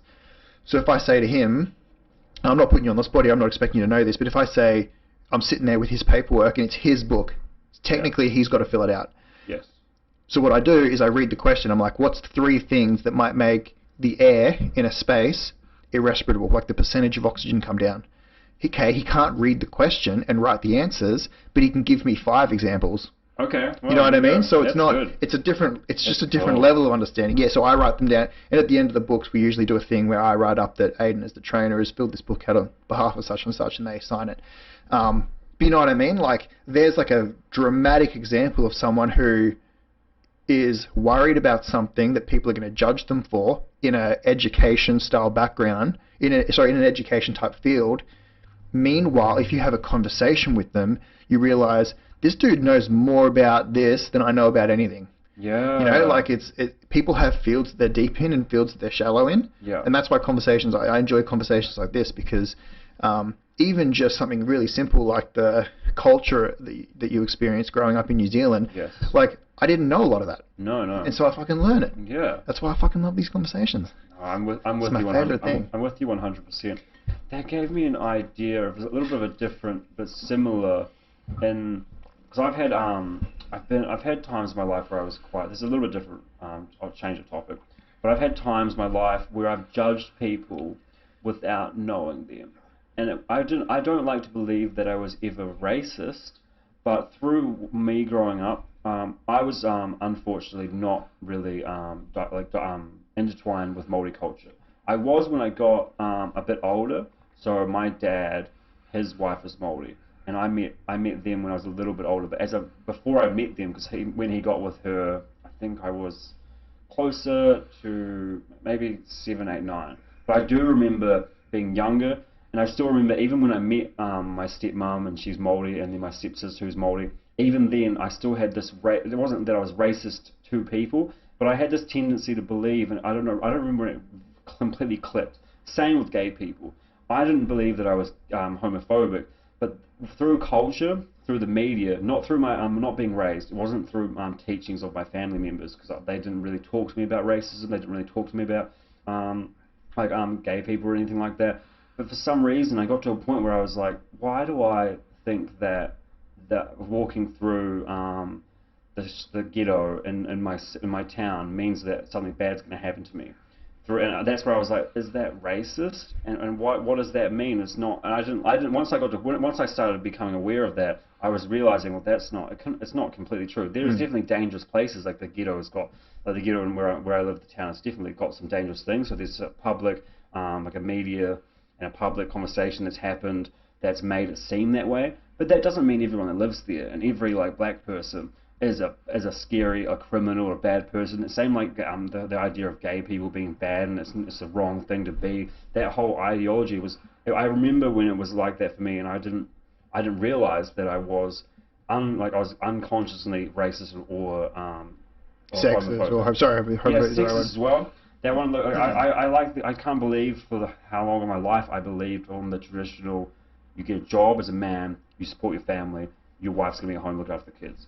Like for so long that was like I was like that's what I was aiming for, and I got to a point where I was like, why is that the thing? Why is that? Why do we think that way? And why do we judge people that we don't know? Yeah. Because or people that don't want to do it that way. Yeah, I don't want to do it that way. I'm not about it. Yeah. I'm still trying to figure out how I want to do this life thing, but I don't like the idea of them being the person that has to go and make all the money and having a wife at home looking after the kids. That thing, I want us to both have careers. I want us to both look after the kids equally. Like I want it to be equal in some regards. Of course, it's never going to be perfectly equal. Just like people aren't equal in regards. There's definitely ups and downs. Yeah. But I don't want it to be followed through a system, and I don't believe that I'm racist. I try to be anti-racist because I think we're all just human beings. And I'm at this point now where it's like, it's kind of funny how the racism's coming through. Not racism's funny, but I can't believe that people are racist when we look at why there are different skin colors through science. Yeah. And through evolution. And literally just the exposure to the sun. Yeah. It's like that's it. They're human beings, and they're from a different culture and a different place, and they evolve differently. But we are just all human beings, and we should all deserve equal rights and equal opportunity. Bleed red. Yeah. 5 fingers, 10 fingers, 10 toes. Fuck me. And so once I fully got to form that, I looked back and I was like, why was I? And I don't remember the conversations growing up, but there was just a point at some point where I was like, I did used to think that if I saw a black person and say another one example with like tattoos, a black person with tattoos was kind of like, that was the thing where I was like, even though I'd never met them, talked to them, nothing, that I was scared. And I would vary away from it. As a kid, of course, I didn't understand or anything like that. Now, as an adult, I don't believe that. It's interesting. I wonder what things that you grew up seeing that might have made you think that way. Because I know that a lot of that stuff can come from things like just general pop culture. Like if you watch a movie about a guy struggling at work, about also trying to fulfill a relationship, who gets into some trouble with some physical violence, some gang members of some sort, I guarantee they'll fucking cast black dudes as the gang members. Yes. Like I'm not saying, why aren't they white? Yeah. Because there's tons of fuckheads I know that got like tats under their eyes with dumb shit like killer. What I mean? Like there's good and bad people in every culture, but you fucking watch a movie and watch what they do. Yeah. Because it's those people that pat themselves on the back and give each other Emmys. Yeah. Because I fucking can't stand a lot of those kind of people. But it's those people that create pop culture. And I wonder if growing up watching movies, that's the sort of shit that and it might be totally wrong, but I think it is. And the same for when I was talking about the traditional male worker wife home with the kids. That would have been probably more so through the media, as well as it's kind of like it's not that everyone's woken up yet. And when I was younger, it was definitely not like that. I believe everyone is changing their opinions now on things, and that's great. But the majority of people I was around, like family members and everything like that, they were still under belief that, well, it looked like, from my perspective, that the man works the main job and the wife looks after the house and cleans the shit. And I could see that around me as the tradition that everyone was already living. But they didn't think about doing it differently. And that goes into a lot of different things where they're doing through this system that has been kind of brought up at least through the 20th century. I can't speak about before that because times were so different. But through the 20th century, through the media and through just word of mouth, I guess, they've had that system set up that, like for the example of the wife is at home and the husband's at work. Of course, back then, the women weren't allowed to work. They didn't have equal rights. They didn't have the equal opportunity. Couldn't vote. No, couldn't drive. But now we do, and like now we should be thinking about going away from that fucking system that was put in place for them. Like they had no choice. Yeah. But now we have that choice. We shouldn't be thinking that way or trying to do that that way. Yeah, I actually had a discussion with Beck in her podcast. You might or might not have heard this one. It was we were talking about marriage and that sort of stuff and the purpose of it. Okay. Back in the day, marriage served an actual purpose, because at the moment, besides the celebration of two people saying we're going to spend the rest of our lives together, there is no actual purpose. What was the purpose before? So previously the purpose was, if I'm a man and I come across Beck and I fancy her and she gets pregnant and I decide to bail before she could get an abortion, that was a really shitty thing for me to do and there was no consequences for my actions. If we're married, however, and she decides to withhold us having any kind of intercourse until we are married, where the risk of her getting pregnant is now backed up by the fact that I'm legally obliged to hang around because we're married. Yeah. Marriage was like a way for her to be safe in sleeping with me. Yeah. Basically saying that if he sleeps with you and you guys get pregnant, because you can now because you're married, you're backed up in that you can take him for money because she would have every right to if I got her pregnant and bailed. Okay. You know what I'm saying? Like it was a backup it had a purpose, whereas now there's the option of abortion and she could still take me because women have equal rights. She could say, well, he got me knocked up. It's his kid. He owes me this much money in child support. And fair enough, and I believe in that. Yeah, no, 100%. Yeah, but guys that bail on their kids, like even though it was like an accident, they weren't wearing a condom. That's your bad. Yeah, and you made that life. You fucked up. Yeah, like you need to do something, man. Yeah. Don't. I hate the idea of parents that even though they didn't want the kid, and then they decide just to bail. And to some regards, like if you don't want the kid, I wouldn't be pressuring someone to be a parent and raise them. But if they need to do something to help, they need support. The whole child support thing is very important. You might not have wanted the kid, but the kid didn't ask to be born either. No, so you've got a responsibility to look after something that you created. No, yeah. 100%. Oh, fuck. But what was the purpose of marriage before that? Because what you're stating about that women could do, like that with the marriage, the women could do something. But before that, there was times where there was marriage and women couldn't do fucking anything. Yeah. And what was the purpose back then? Previously, it was ownership. Ownership. Yeah. So if we got married, so it was ownership with you and me. Not back in the day. No, not back in the day. No. Yeah, that'd get us in a lot of trouble.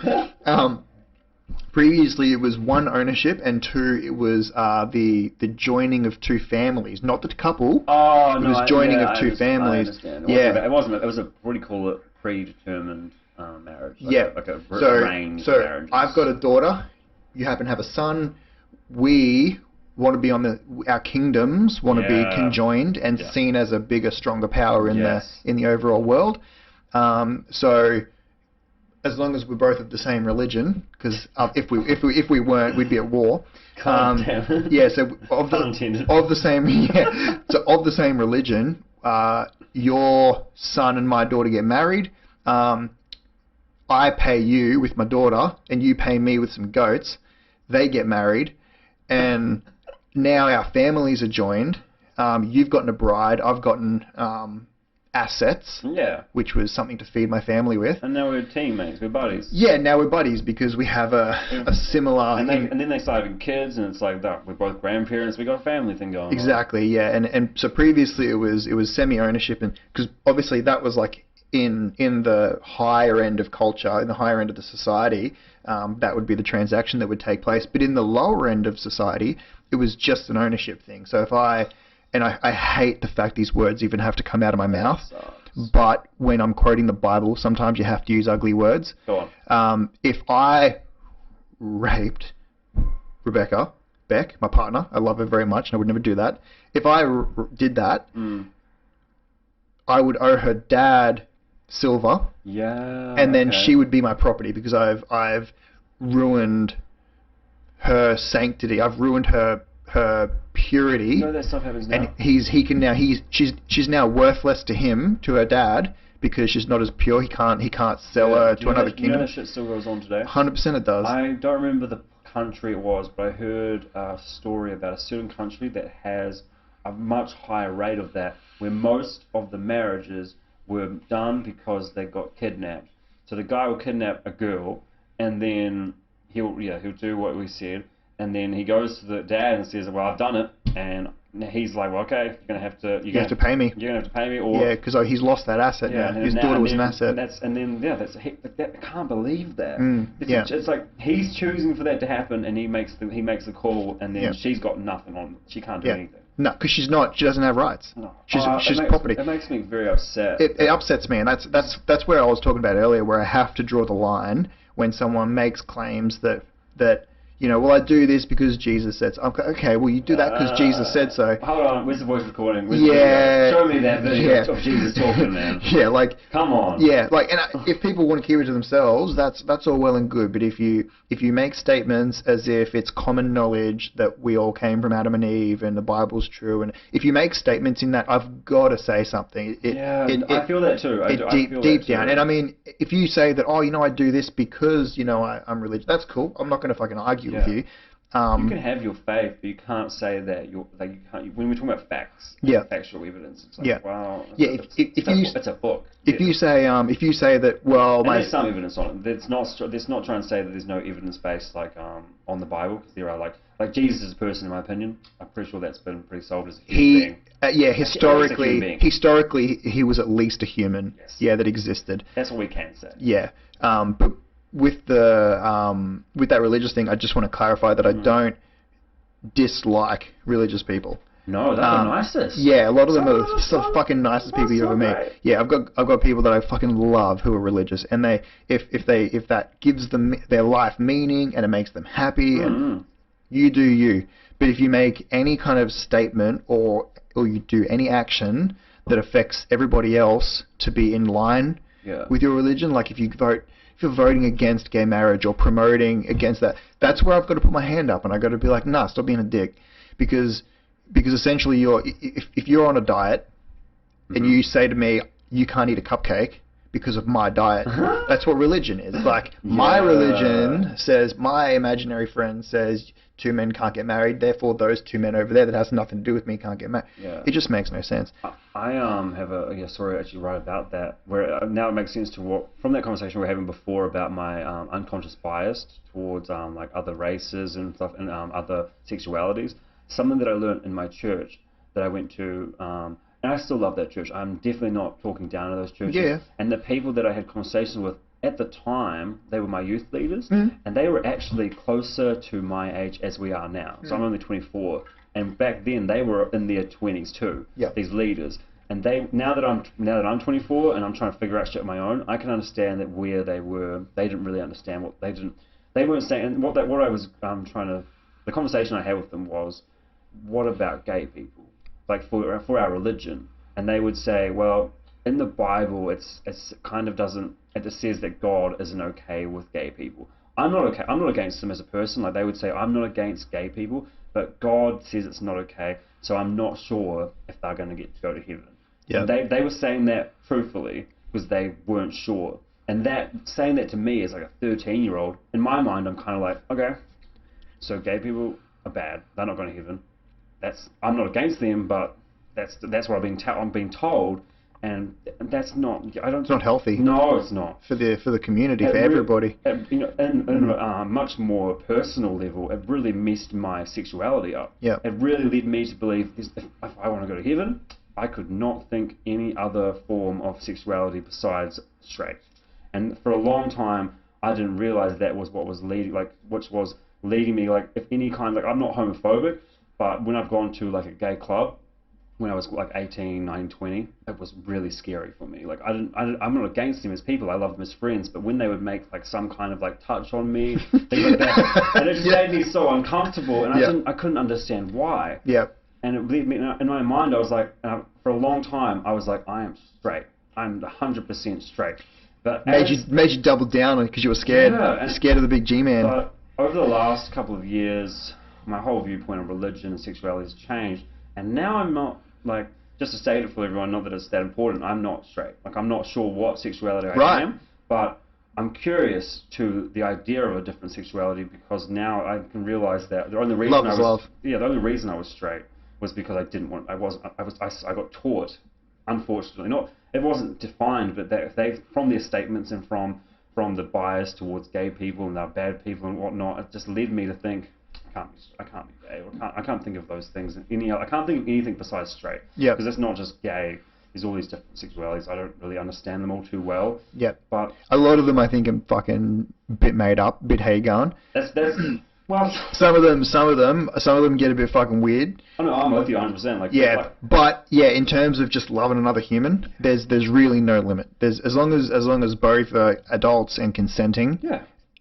Then it's a free for all. Anyone should be able to love anyone. Same for their sexualities or their I don't know exactly what we'd call them. An example I heard the other day. Again, she was on. I'm pretty sure it was on the Graham Hancock episode, but maybe it wasn't. Maybe it was on that day though. I think it was on Friday.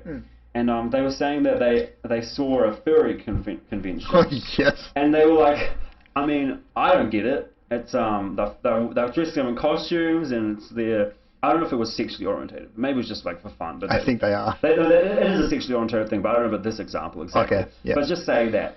So the guy was explaining. I don't think it was Graham Hancock now, but it was someone. It was in that day anyway. I listen to so many podcasts that I can never fucking remember. But that day I remember Graham Hancock's one very much so. But who's to say that those furry people, they dress up and they do their thing, and I'm like, I don't get it. I'm not about it, but they're not hurting anyone. And the person who explained the story said that when he did see them going towards the convention or whatnot, they were so happy and they loved it. And then who's to say that they can't do that? And that's the same for sexuality, and that's the same for many, many things. And I'm just so glad that I have gotten to that and I've had that realization.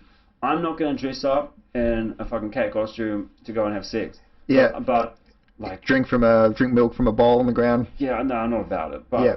It's not your thing, but it's somebody's. And it's okay for them to do that. Yeah. But I'm definitely more curious to find out what other things that other people don't like and wouldn't be about. But for me, what weird niches that I might have, even not just sexuality, for everything. I'm very open to the idea of that. And just to give that, it sucks that people say those furry people are bad, they can't do that. Yeah. And they're so against it. Or same for gay people, for example. And that leads back to what we're talking about for Christianity, that they can say that from the Bible that God doesn't accept gay people and they're not making it into heaven. And that's just, what the fuck? God also said kill all the Amalekites. Who's the Amalekites? They were a fucking group of people. Really? That were not of the same fucking religion. The Bible says so much crazy shit. I want to, we might wrap up on this. The crazy shit the Bible says. For our first episode, 2 hours is a fucking solid first one. Yeah, okay. Some of the crazy shit, because I've read it, and it's been a while, so there's way more crazy shit in there than I can fucking possibly remember. I can't wait to put your brain on it. There's so many stories that I don't understand. I might retouch on it before I might read up on it again before you pick my brain on it. But I will do a podcast then, because either way, it doesn't bother me. I'm keen for either. Okay. But some of the crazy shit that's in there. So if you wanted a particular lady, you found a lady you're quite attractive, and you contact her dad, and dad's Christian, right? So of the old fucking Bible, it says in there that one of the ways you may court his daughter is by proving your loyalty to him. And the way you would do that is find someone of a different religion and slaughter them. Right? Hang on, hear me out here too. Hear me, because this gets crazy. Right. So how do you know that the people you slaughtered were of different religion? Now, if you're a Christian and you follow the Bible word for word, which nobody can, but if you tried, you would be circumcised. So shit, I'm not a Christian. So Mom, what the fuck? You found me. I wanted to be one. Now I'm not allowed because of you. You made that choice for me before I was born. How dare you? So if you find a group of people, you just fucking pull their pants down. Who are uncircumcised? Yeah, but you got to kill them and chop them off. And then take the foreskin. Oh God. To the father to prove that they were a different religion. Because if they were a different religion, that automatically qualified them as enemies. Oh my goodness. So you take him 200 foreskins, and now you've proved your worth in your ability to purchase his daughter, and Oh, that's some messed up shit. that's one of my favorite Bible stories. Oh my god, I can't believe we just ended on chopping foreskin off. Yeah, chopping foreskins off. That's how I end this fucking bitch. Oh, this is fucking fun. And It's been great, man. Come on my podcast. I'm definitely going to. Do you want to mention yours again? Yeah, so it's called the Eric Adams Podcast. Yeah. It's on. How did you find it on YouTube? I searched your name, Yeah, and then I recognized your picture in the profile pictures, so I just selected it. It's and really unfortunate that because I've just started and because my YouTube has got my name Eric Adams. I don't know how to change my YouTube channel to the Eric Adams Podcast without creating a new one. And that's really I probably should just create a new one, but I've already uploaded my first video on there. It won't be the end of the world. So whatever you decide to do, and whatever you do decide to do, we can link everything. I'm not sure if you search it, if it'll come up, Eric Adams Podcast. It's just because it's so new that it just doesn't show up exactly. I'm gonna search it up right now on Spotify. The Eric Adams Podcast. It might help you follow me though. But not on. Eventually, when it becomes more popular, it's up. Oh really? Yep. You just searched it. Awesome. Okay. Yeah, so it's on Spotify. I'm gonna link everything in our YouTube video. This actually might take a day or two to go up because tonight I've got the 20th episode of Beck and I's, and then I might put this one up on like Tuesday. What's today? Today's Sunday. Sunday. Yeah. So Bex and I will go up tonight, and then maybe I'll have it scheduled for Tuesday. The site you use, it takes like a little time to get to Spotify at least. You can upload to YouTube pretty well, but the Spotify one doesn't go instantly because you're not using Spotify itself. But I found that quite weird with the Anchor thing. I didn't realize, but it's good that it's free. Yeah. Because the only other way to upload to Spotify is to pay for a subscription to something else. Yeah. Anchor's great. So I mean, if you find a different one, let me know. But no, Anchor's good. Anchor's alright. It works for me. Yeah, it just means it's not as instant as YouTube, but it's only like a day, less than a day. Yeah. Like I think mine took overnight. Like in the morning, it was up on Spotify. Yeah. But, I'm going to have you on my podcast soon, and then we need to do this again on your podcast. Keen as, man. We'll make it a regular thing. We're very lucky because we meet in the gym so close, and I live so close together, road, dude. Yeah, and so we'll just do it, man. We'll go back and forth. Whenever you want, I'll come on, and whenever you're fucking keen, we'll come and do this, and we'll do it. Fuck yeah, let's do this. Excellent, man. Thanks so much for coming on. Awesome, man. Okay, catch you later, guys. Let us.